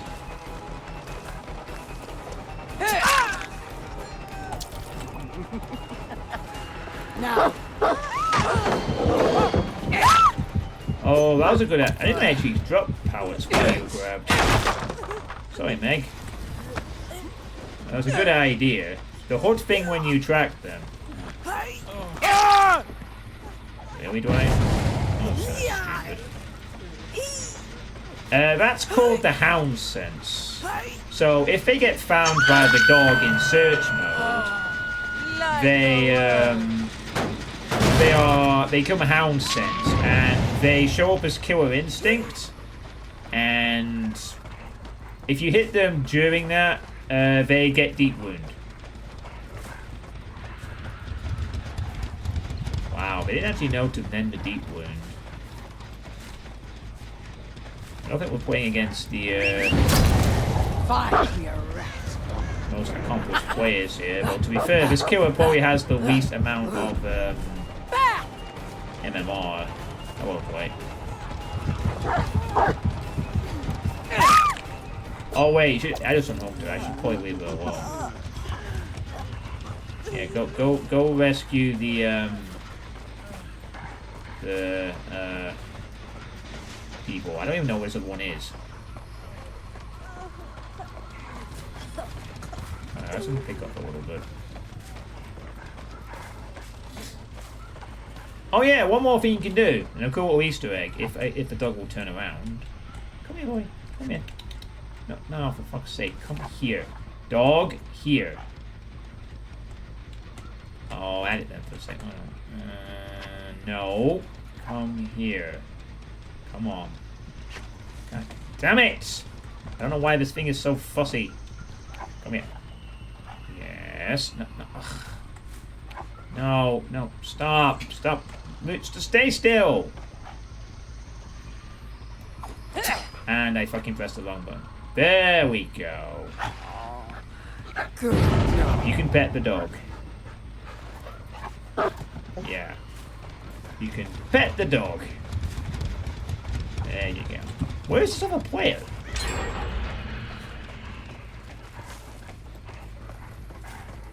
There's a player who bled out and is now like lying on the ground somewhere. Oh, she's here. I think. Oh, she went to hide in a bush. Alright. Well, they were smart enough to... yeah, do that, I guess. No, that is just an Easter egg. You don't gain anything from that other than you get to pet the dog. So this killer is pineapple approved.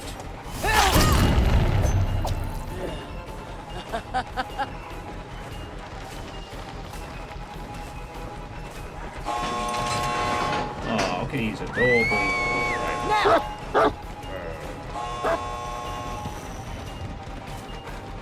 Oh, they almost had it open too.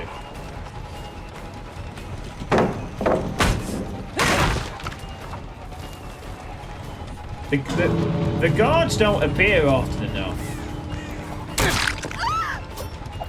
Oh, no, you don't want to do that. You might regret that. If the dog had a bit more range, you would have regretted that, actually. 100%. Oh, we could do it for exit gates, too. Find me a rat. You might want to be careful here, Dwight. Oh my god, if I had to chase immediately, I think I get him.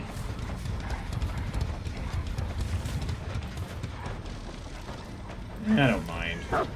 Doesn't bother me.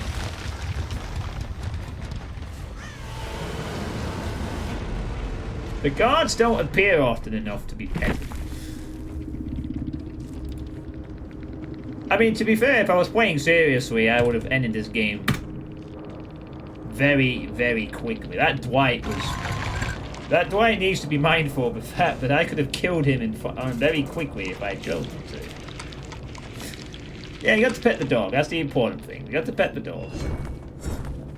So this killer is not really that strong.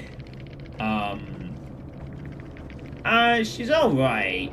She's not really a strong killer like what Dracula's been and the Witch. The dog mechanic is alright, I guess. It's interesting, but she feels a bit weak. Generally. But, you know, kill with a dog. That's cool, I guess. I think it's an interesting character, just... yeah, one of the weaker ones, I suppose. Prepare yourself, you old son.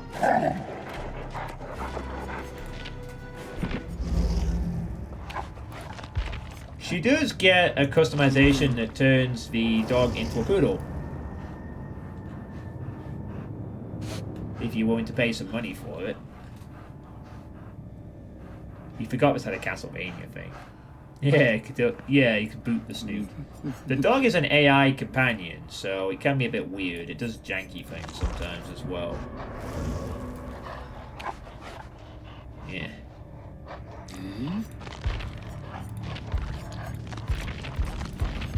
Why standard doggo, etc., etc. You whip the head and kill the general.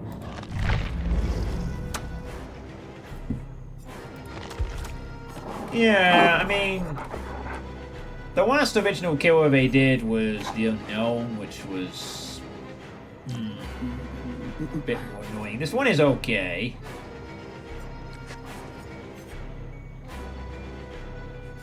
And this is a Mori, if you're wondering what a Mori is.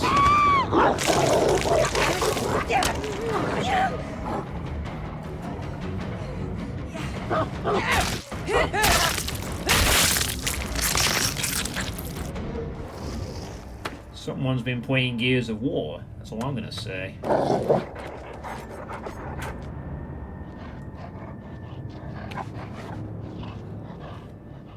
Right, well, but that was a... no, there's been other gore movies.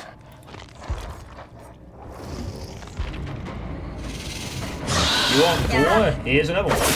There's dinner more.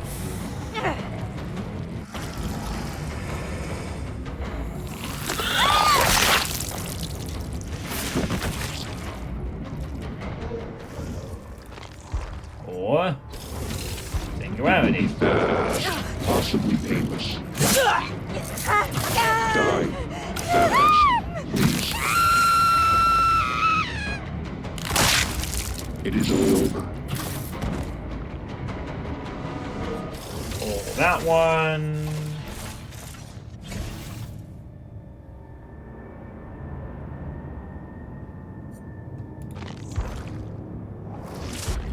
Or this one.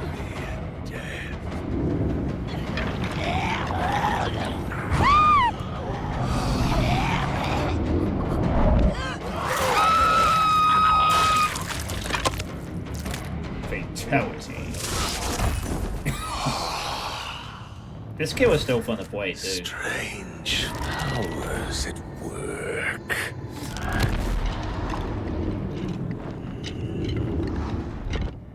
Kind of feels like the licensed kills have been more fun than the original ones. Well, at least the pattern has been, you know. Singularity, nah. Then Xenomorph, pretty cool, simple but nicely done. Chucky, excellent third person. Then original, great license, original idea. Really annoying teleport, but it's essentially a grenade launcher thing. The teleporting is the main thing that makes them dangerous. Then the Witch was cool as shit. Dark Lord, very cool as shit. And then we're back to Houndmaster. No, we don't. So, the unknown, no longer content to talk around the chocolate factory in the shadows. Yeah. So, yeah. I'm currently working on leveling up the Houndmaster and Tory Kane to level 3, so I can look all the perks for everyone. And also doing the rest of the rift. Yeah, okay, so there you go. There's your little glimpse of what the new killer is like, and that's it. So I will still be playing Dead by Daylight, and I will still be keeping up with stuff, but I won't be playing it on stream anymore. So, bye-bye Dead by Daylight. That was the final game you'll see.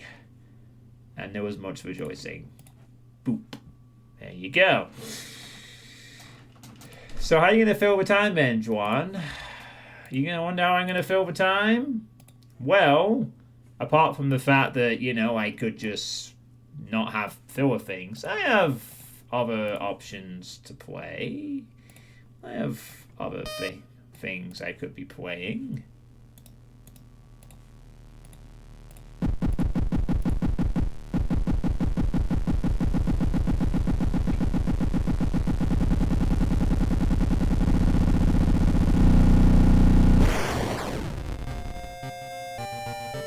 It's not like I don't have a really great horror roguelike I could play, but I've enjoyed. And I've got so much left to do on this. I mean, I have 21 out of 96. I have so much stuff to do.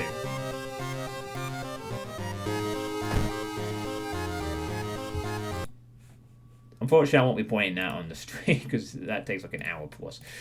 So I might do that for some filler if I wanted to, but I don't know. I want to play it like a little bit as a filler thing just to see what else the game has to offer and what cool visuals and enemies are in the game.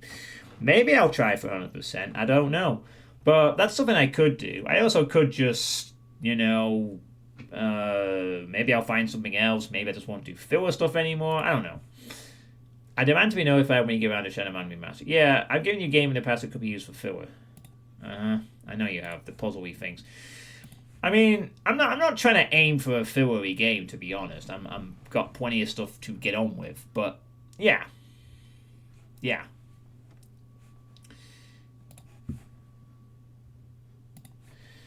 So, oh yeah, there's two more points I guess I need to mention about the streaming changes. I've talked about the simplicity, maybe doing more Doom stuff in the future, maybe changing the... I mean, I'm not going to abandon it, the alternate thing for now, because you all seem to like it, so we'll keep with that for the time. I'm still going to do... try to do... a monthly Doomwad playtest sessions. Those are staying intact. I haven't done one for November, and I'm going to make up for that this month. So don't worry about that. But the monthly playtest streams will, the Doom 1 ones that I said I'd do, they're still going to happen. I still like doing the playtest streams. I think they're fun to give feedback for some people that need it. You know, I mean, if the channel was growing, I'd actually probably try and do. If this was like a full-time job, I'd probably have like a dedicated day where I'd playtest every week, you know, and play some stuff. But I think a lot of people like them. I like doing them. I feel like it's a nice way to give back to the Doom community, and so they're still going to happen. The Iron Man runs will also still be happening. I don't think the Iron Mans are up at the moment. The Iron Man League is still going to occur, I believe, however. The Iron Eagle is still going ahead, as usual. Oh, here we go. The Iron Man League is up. Brilliant. That's great timing. I didn't know that. Fantastic.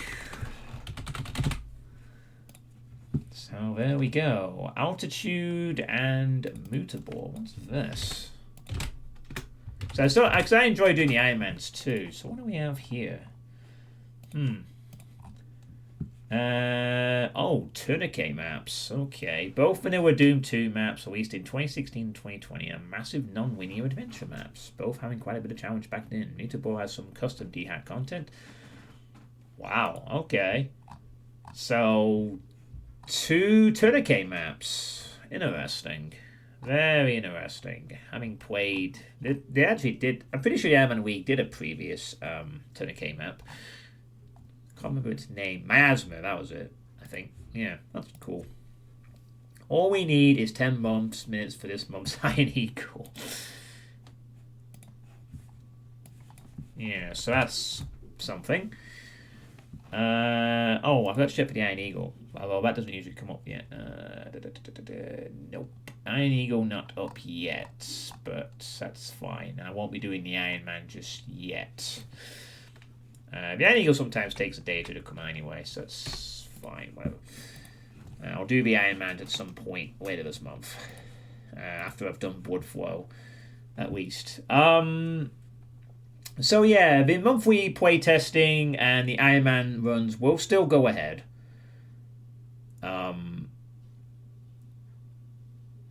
And I think considering, I mean, I will, although my category of run will be changed, I guess, apparently if I do a bit of scouting and then play a WOD, apparently it doesn't count as a blind run, and full apparently becomes a fully prepared run at that point. I didn't realise. I thought that maybe prepared was like if you played the whole thing from start to finish, but apparently just scouting anything is prepared categories. But I think I will still continue to do that some of the time because, well, I don't know actually. I think for this month I might actually just play in blind and see how it goes, because I'm pretty sure with tourniquet adventure maps I'm not going to get screwed over. But so I might just sort of decide based on what gets picked. Like if I feel it might be okay for blind, I might just play them completely blind and see how it goes. But if it's something I feel like I need to kind of take a look at this just to make sure the first level isn't a boring dick ending, then I might have to play it. So I might alternate a bit depending on what gets chosen. You know, so yeah. And the final thing I am also considering for next year, although this would be quite a hefty decision and I would have to really think about this, is I am considering stopping with the stream archiving altogether. I don't mean on YouTube.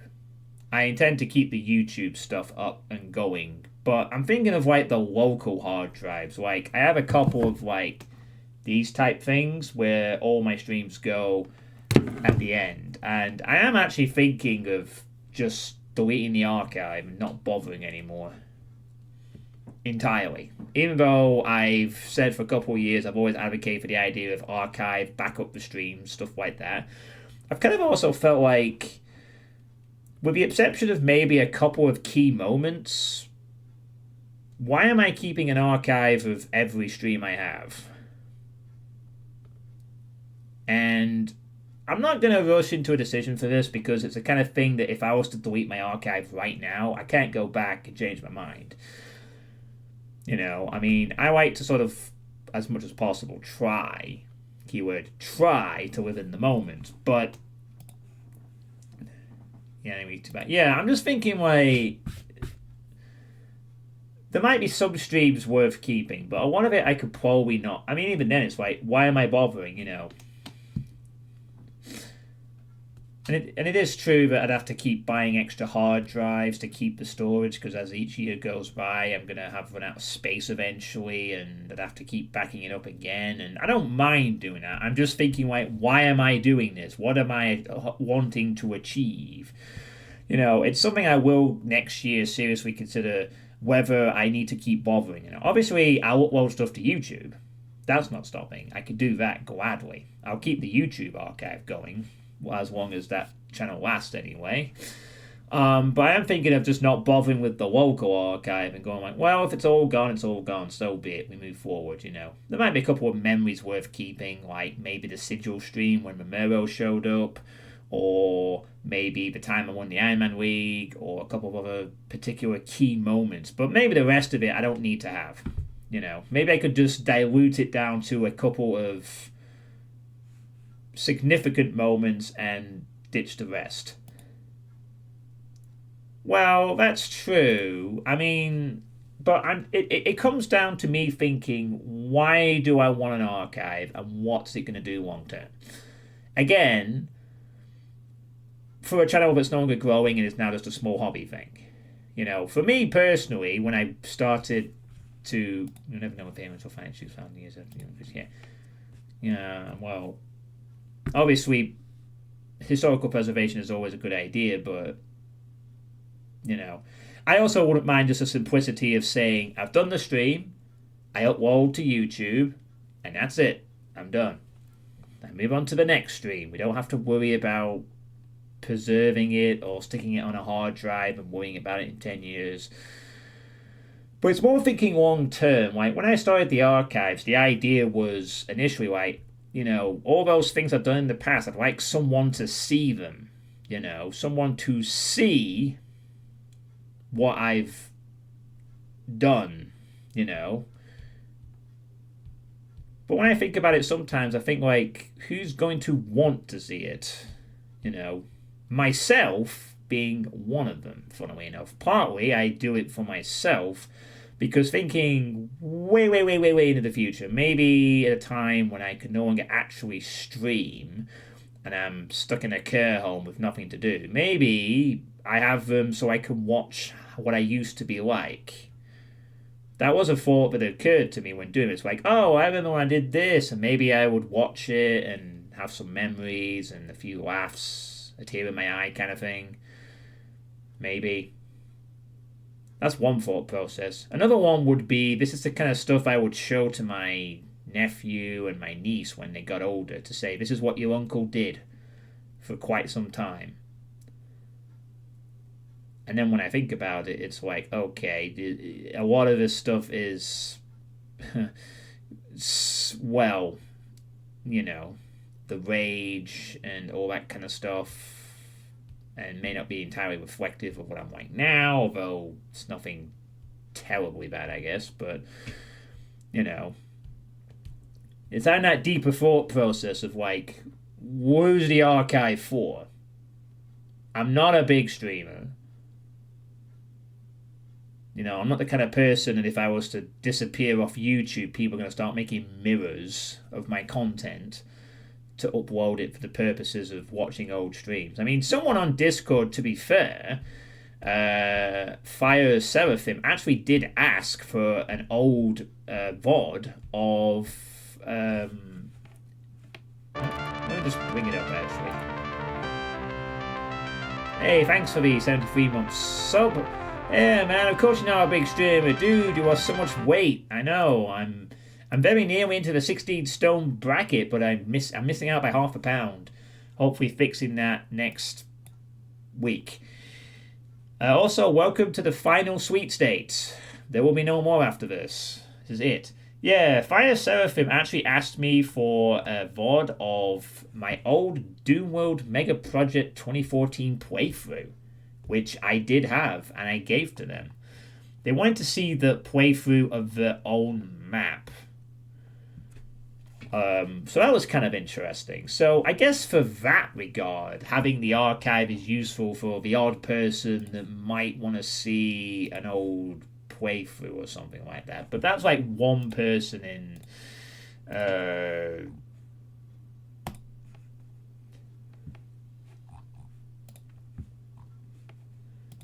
for forever or whatnot. So yeah, final the final sweet state period.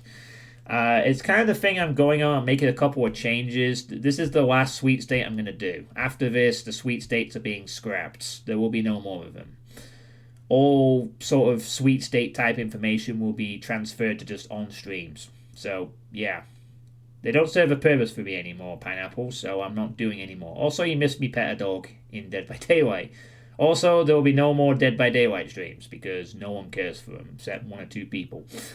And everyone else gets just like, fuck this, I'm going home.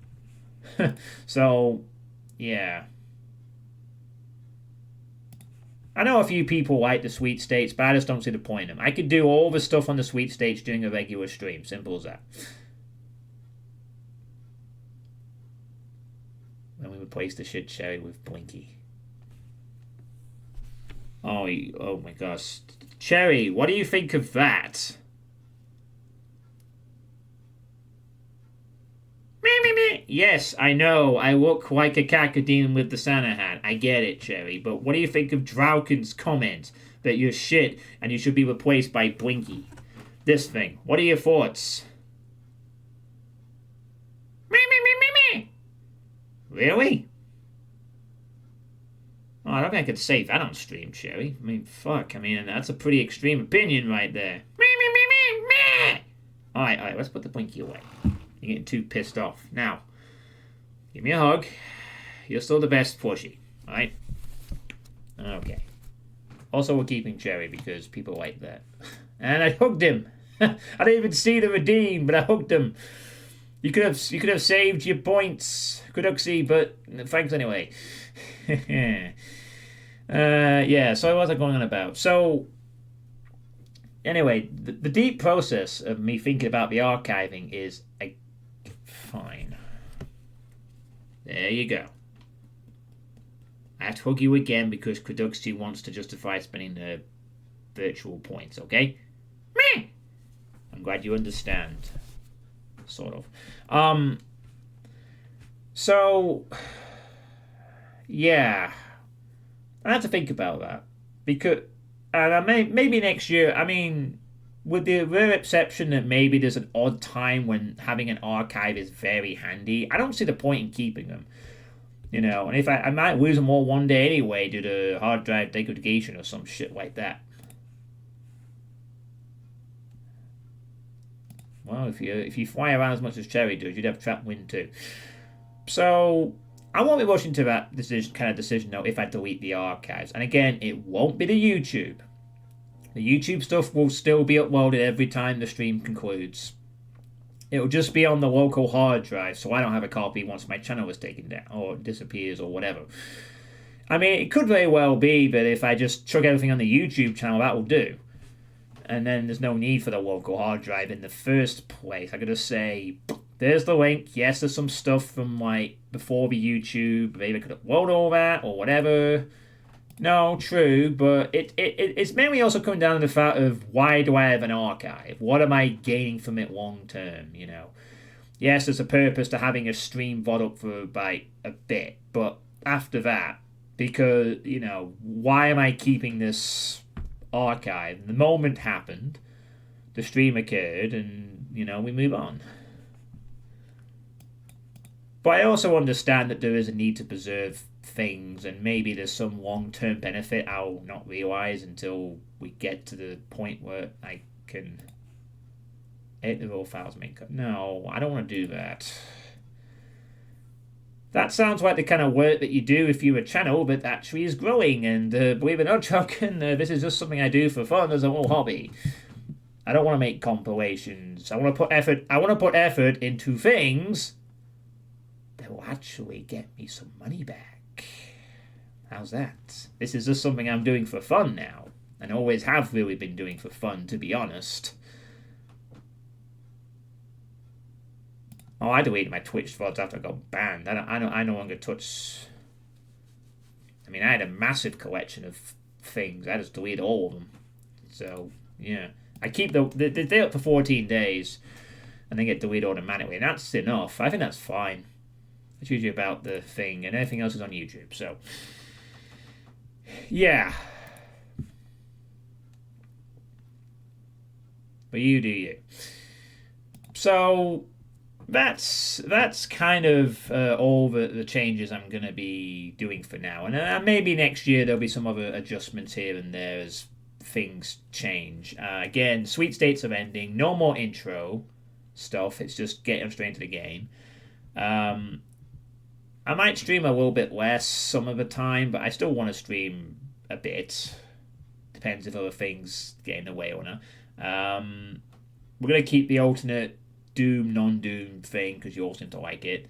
Monthly playtest and Iron Man's Domain, and maybe my local archives will be scrapped next year. Maybe they won't. Maybe I'll keep it. Even though I'll have to invest some money in. I mean, I don't need to worry about it for now. I think I've got enough space on my hard drives to last about another 2 years, I think. But after that, I am going to have to invest in a bigger hard drive to store all that and keep the work going or whatever. But yeah, blackjack and hooks, yes. So, I guess I should really sort of talk about what I am going to stream this month. So, I'm obviously going to finish Bloodflow. I'll be playing more of that tomorrow night. I'm going to keep going with Tomb Raider 1 Remastered, which I've really enjoyed playing. It's been really, really fun to revisit that after 20 plus years. And the Remastered has been excellent so far. So I'm going to get through those two. Hopefully get those wrapped up before Christmas or whatever.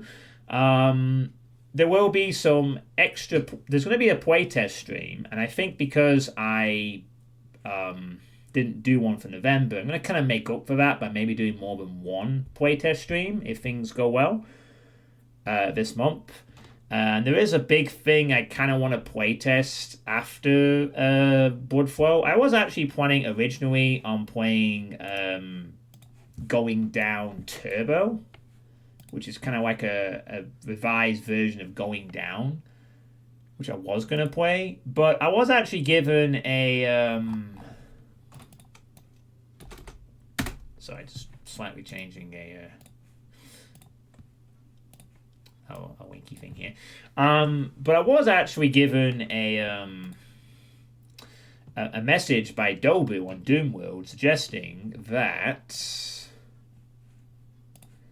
playtesters were needed for an up-and-coming thing called Realm of Chaos 2.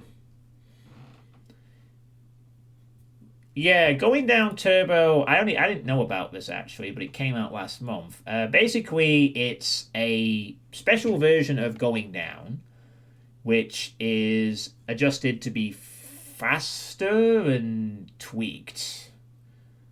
Apparently with different balancing, just different balancing, I guess, for whatever reason. So... since Going Down is one of my all-time favorite Megawads, of course I'm going to play it Going Down Turbo and maybe have a fun time comparing it to the original. Yeah, it's because it's made by Moldy. So I was actually planning on playing that, but Dolby sent me a message saying that they wanted playtesters for this, and they felt since I'm a pretty cool streamer, I should play it. So I said, sure. So I will probably be playing this after Bloodflow to playtest it.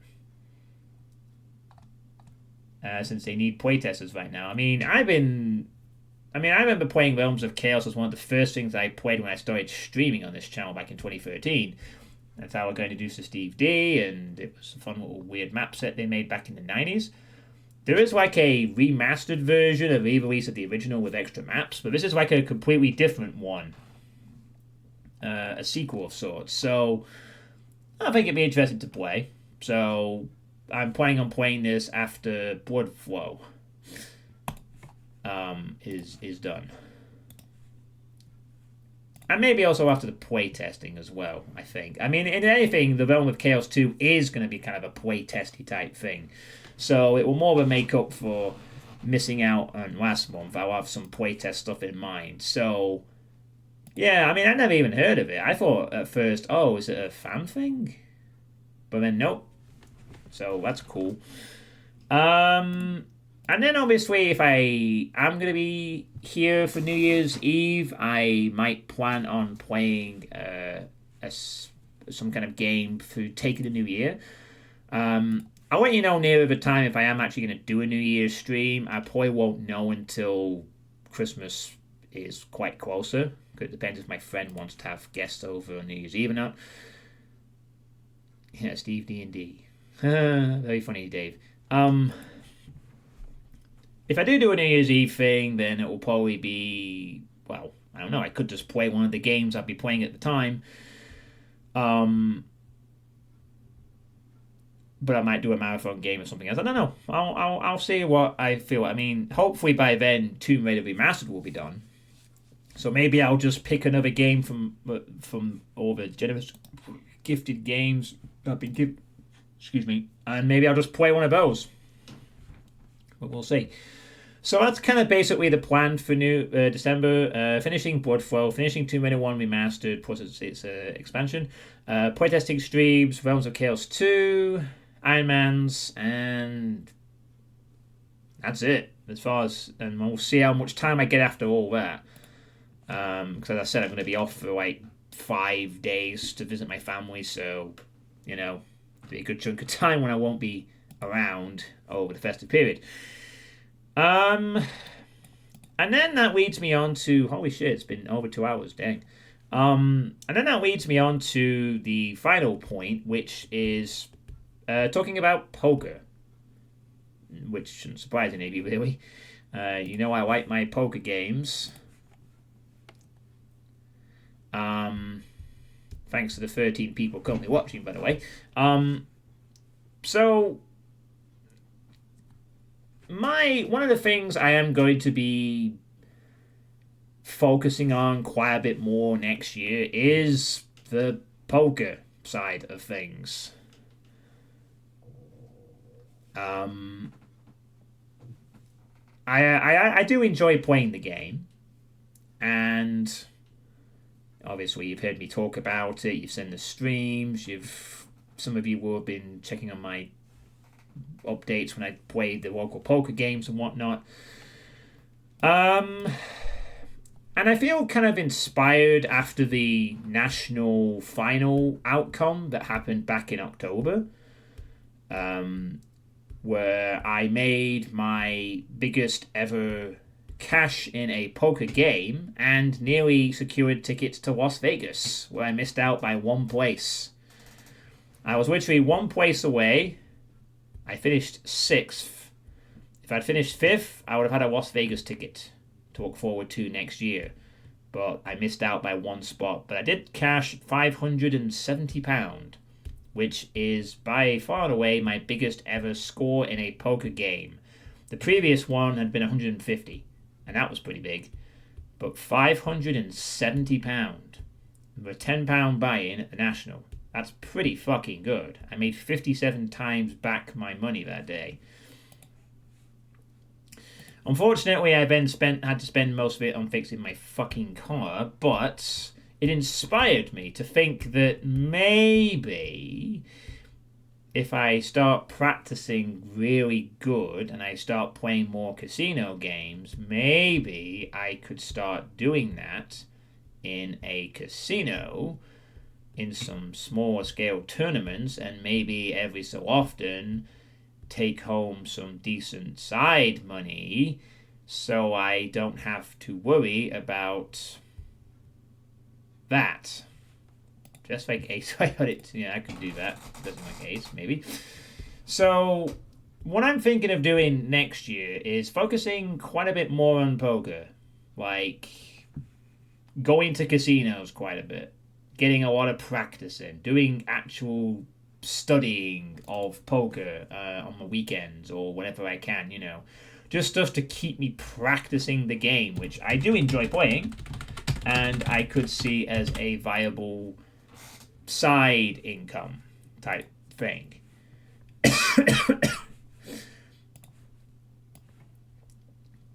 So another thing I might start doing a bit more regularly next year on occasional fillers is doing more online poker streams for practice. At the moment, I'm standing at $28.88 on Poker Stars, where I've been doing micro stakes, kind of practicing, trying to, you know. This is something I'm not doing often enough. I feel like I'm not really practicing this kind of low stakes sort of thing consistently. You know, like I'm playing like maybe twice a week in a live game, maybe watching some poker videos, and that's about it. I feel like if I want to actually try to start making a bit more, you know, doing well in the casinos, I need to be doing a little bit more work in this regard. And it is my intention for next year to sort of take this bit more seriously. Like, not becoming a professional or anything, because I don't think I could hack that, but sort of like studying more, playing more, practicing more a little bit, you know, just trying to make it work. Where, like, you know, obviously I'm not expected to win, and I'm not going to go crazy and chase big losses or anything like that. But it would be nice if, like, instead of, like, spending my Friday night going out drinking, maybe I spend my Friday night going to a casino, enter into a £40 game. Maybe sometimes that £40 turns into £800. Because if that's the case, and that's holy shit, that's like nearly three quarters of my monthly wage in a single evening. You know, and if I get good enough, maybe the casino wins don't just become like one-offs, but maybe happen with a bit more regularity. Not always big, but maybe I suddenly take home like an extra £300 here, an extra £500 there, an extra £1,000. You know, I mean, I did just pocket 517 a national final on my first time going to said national final, on the luckiest run ever, maybe, but you know, it's given me a sort of new ambition that maybe I can do something with it. Maybe this could be the something that actually gets me that little extra money that helps in my life, you know. But to do that, I have to be willing to invest a bit more time into it, so that I can, you know, because I do enjoy playing the game. The social element is fun, and it's fun traveling to these games and competing. It's a fun hobby for me, and I like it. And it would be nice if the hobby would give something back. You know, the pursuit of winning. Like, how cool would it be for me to go to a poker game one day and come home with more money than I make in a month at my job? That would be ridiculous, and immediately banked into my savings. That's always what I'd like to do, you know. Like, I don't want to, like, I always want to get into poker, but I'm rubbish at it. I mean, I'm learning things, but it is a tricky game. You have to put in a lot of work. But I do feel if I put in the right kind of work, that maybe I could start to do things. You know, maybe I'm not going to win every week. I'm going to have to deal with downswings and upswings and deal with the emotional tilt and be patient and play solid poker. But I feel I can maybe try it and see what happens next year. Maybe it doesn't work out, and if so, maybe I play less. Or maybe it works out great, and maybe I end up cashing a decent chunk one week, and suddenly it's like, well, hang on a minute, this is pretty good, you know? So, for next year, my intent is to take it a bit more seriously than I have been doing and put in more practice. Maybe you'll see me play more online filler streams or something. You know, maybe I won't. You might not. I might just do this off stream, to be fair. I don't want to do this too often on stream, honestly. But I think a few people like the poker streams, so that's something I feel that a few people have enjoyed, because there's a little bit of money on the line. I'm going to keep doing those. But maybe I do more offline stuff. Like, it should be in theory that at the very least I should be able to play at least one of these a week. At least one. I mean, I could do this on a Friday or a Saturday night or something. Instead of going out, I could sit down, play a tournament and see what happens. You know, there's certain goals. And maybe try some of these smaller tournaments as well with the bigger fields and see how that goes. You know, can I raise this bank balance up a bit more? We'll have to see. But generally, I want to take poker a bit more seriously for next year as that sort of thing, that's something that might give me extra cash and while I do something I enjoy. So, you know, I watch videos. I have some books I could read. I might be getting a few more over Christmas because there's one or two I've been made aware of I should probably consider getting. You like Poking Out with Hay from TF2. Yeah, I still have that. I wish I had the second game, but unfortunately you can't get access to it anymore. But it's no big deal. Oh yeah, my regional final in November was a bust, unfortunately. I did go to a regional and it was a disaster. I didn't get anywhere close to a final table, or I didn't get a national spot, so that was a bit of a meh day, to be honest. So, yeah. That's something I'm going to be doing more next year. Playing a lot more poker. Studying, practicing, playing a bit more regularly, trying to see how it goes. I mean, I think it'd just be fun just to try it for a year and just see what happens. See how it pans out over a year. Maybe it turns out that actually it's not really my thing. I do okay, but it's not something I can really crack at. Okay, I've tried. At least I've tried it for a year, playing it a bit more seriously. Either I put more into it, or I just say, okay, well, I'll just play it occasionally and we'll just leave it at that. Or maybe the opposite happens. Maybe I cash a few dozen times, maybe it's decent, and maybe it becomes a viable side income for me. Yeah. Don't see why not. I've played it regularly enough for the last couple of years, and I've picked up on things. I have some decent instincts and I can play okay some of the time. I just need to move it up to the next level where I do it at a casino and walk away with £1,200. Maybe. We'll see. Alright, so that's all the points from this sweet state. The final sweet state I will ever do. So to just sort of go over it as a summary, I'm hoping to become in the 16 stone bracket by Christmas. I am very, very, very close at 17 stone and a half pound at this point. We're not done yet, quite. Hey, Castler Webb, hilarious guy, thank you. This is also the point where obviously I will open the floor to, for the final time, audience questions. One more time. So, yeah, I'm hoping to lose weight. I'm visiting my family from the 23rd to the 27th of December, so I won't be around then. I'm going to reassess my job situation next year. I need to find a way to make more money, whether it's from better job, a side income like poker, or I'm tightening up on my spending. I might be streaming here on New Year's Eve, maybe. There's no more sweet states. They're done. No more intro, music, or screens. This, gone, not coming back, done. We're just going to start playing the game. The stream direction is going to try and be more simple. I might stream a bit less some of the time if I'm not in the mood. Might consider doing more Doom stuff, but might just keep it as it is with the variety and Doom combos. We'll see. We're going to keep the Doom alternating between Doom and non-Doom stuff for now because you all seem to like it. Monthly playtesting will remain. Iron Man runs will remain. I'm considering scrapping my local hard drive archive next year, but I will have to give that some serious thought. Dead by Daylight, no more streams on here. Still playing the game though, but I won't be streaming Dead by Daylight anymore on here. I'm going to be playing more Blood. I'm going to be finishing off Blood Flow and Tomb Raider 1 Remastered this month. There will be some playtesting streams, and Realms of Chaos 2 will be happening after Bloodflow.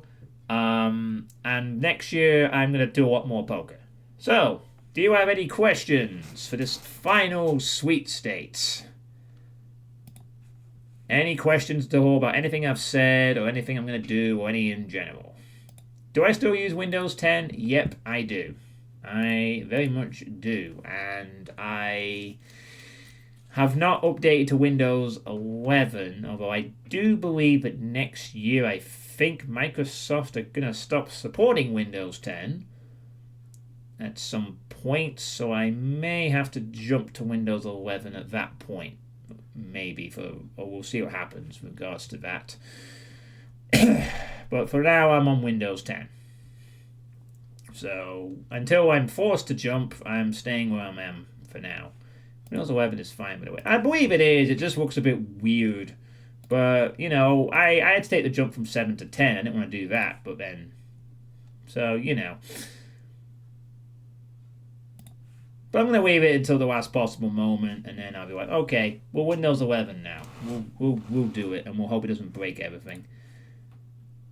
Oh, there's an actual date for that. October the 14th. Oh, right. Well, I've got another 9 months then. So maybe by then, well, you know, we'll see. Gambling edition? I don't have a gambling edition, Corn King. I don't play slot machines. I don't play roulette. I play poker, which is not strictly gambling. It's a skill-based game with luck elements in it. People who say that poker is gambling, it can be if you play it badly or if you approach it in the wrong way, but it is not a gambling per se like slots or roulette. It is a skill-based game. You know, 11 is fine. Well, maybe I'll just jump to 11 at some point then and we'll be done with it. But I don't need to change for now, and I'll, you know, I suppose I'll just do it when it's time and then just be done. Maybe like the summer or something, I'll just do it. But right now, I don't feel any need to switch over from 11 to 10 either. Any final parting words to the old institution of the sweet state? No, I mean, if you don't have good bankroll management, then it is gambling. But that can be with anything. If you don't have good, sensible things, anything could be gambling. Loot boxes and stuff like that. But I have decent bankroll management, so that is not a problem for me. I am very sensible when it comes to money, usually. Any final words to the old institution of the sweet state? Well, you know, I mean, hopefully, I know some of you have enjoyed the sweet states and the personal updates and stuff like that. And, you know, I'll still be talking about that kind of stuff on streams. Like, maybe I'll be playing a Doom one and I might just start talking about, oh, yeah, I'm going to visit my family, or this has happened, or my weight loss. So you'll still get those updates just in the middle of normal game streams or whatever. But yeah, I think the Sweet State's been interesting to do. You know, there's been some fun updates. I mean, Sweet State was where Cherry was first named and introduced and first attacked a webcam, I believe. Sweet States have been a way for me to sort of vent about personal situational stuff for the last couple of years. It's kind of cool to see, honestly, just watching that first Sweet State earlier, realizing, wow, I've lost a lot of weight since then, in the last year or so. But, you know, it's been a fun ride. It's been nice, but now it's time for it to quietly be retired and I move on back to what I used to do, back in a time before I didn't do them. And hey, an extra stream per month. So that's cool. Can I do a monthly mustard jumper state stream? No, you get spoiled by it enough when I wear it throughout the cold months, and you'll probably see it again at some point in December, so don't worry about that. Yeah, I mean, I'll probably wear it like some point before the end of the year, so maybe I'll even try to wear, if I do the New Year's Eve stream, maybe I'll even try to wear it for New Year's Eve, if I think about far ahead. We'll see. No, I don't do chain smoking. Seeing an old friend of mine die of cancer related to smoking pretty much put me off smoking very early, thank God.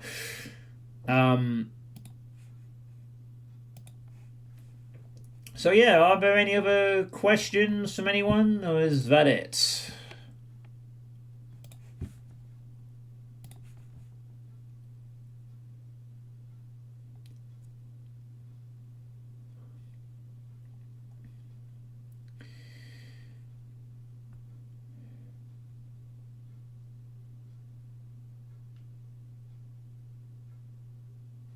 But in general, I don't think I'll miss the sweet states. I think the sweet states have had their purpose, and now we can move on. That's generally the thing. Nah, thank you for doing the sweet states. They've been delightful.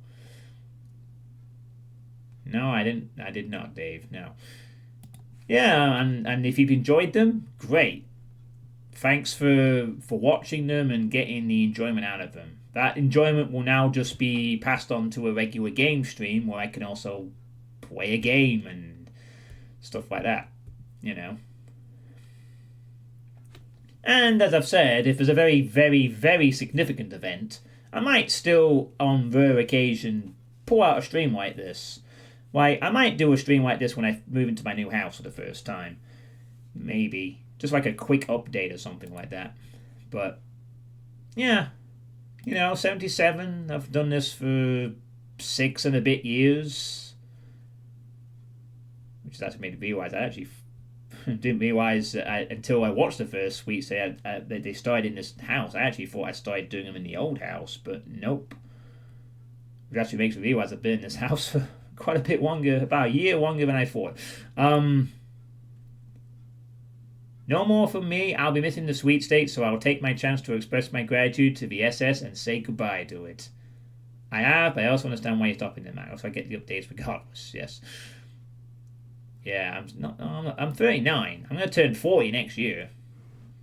Big 4-0, but I'm not really going to be celebrating it because, don't really care about this point.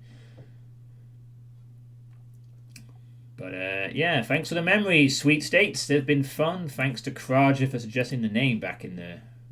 And you're turning 50 next year. Nice. So both of us have got big milestones coming up in 2025. Cool. So yeah, this is it. Sweet states, no more. We made it to 77, and that's it. From now on, it's just game streams, more game streams, and maybe some poker streams in between. So I will be streaming more Bloodflow tomorrow, hopefully. And then obviously jumping back to Tomb Raider. Hopefully going to stream Bloodflow tomorrow. Hopefully going to play Tomb Raider Remastered on Wednesday. And yeah, we'll see how that goes. I'm also going to be quite busy at work for the next 3 weeks. It is festive busy period, so don't mind if maybe the odd time I could stream I'll be a bit mentally tired, but I'll try to not do that too often for the next couple of weeks. So yeah, tomorrow night I'll be doing Bloodflow. So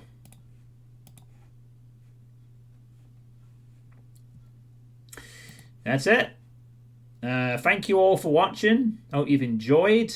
And I will see you all next time for some video games. And yes, I'll be wearing this hat for the whole month. So all my streams will be with Santa hat. So, ta-ta for now. Take care and have a good evening.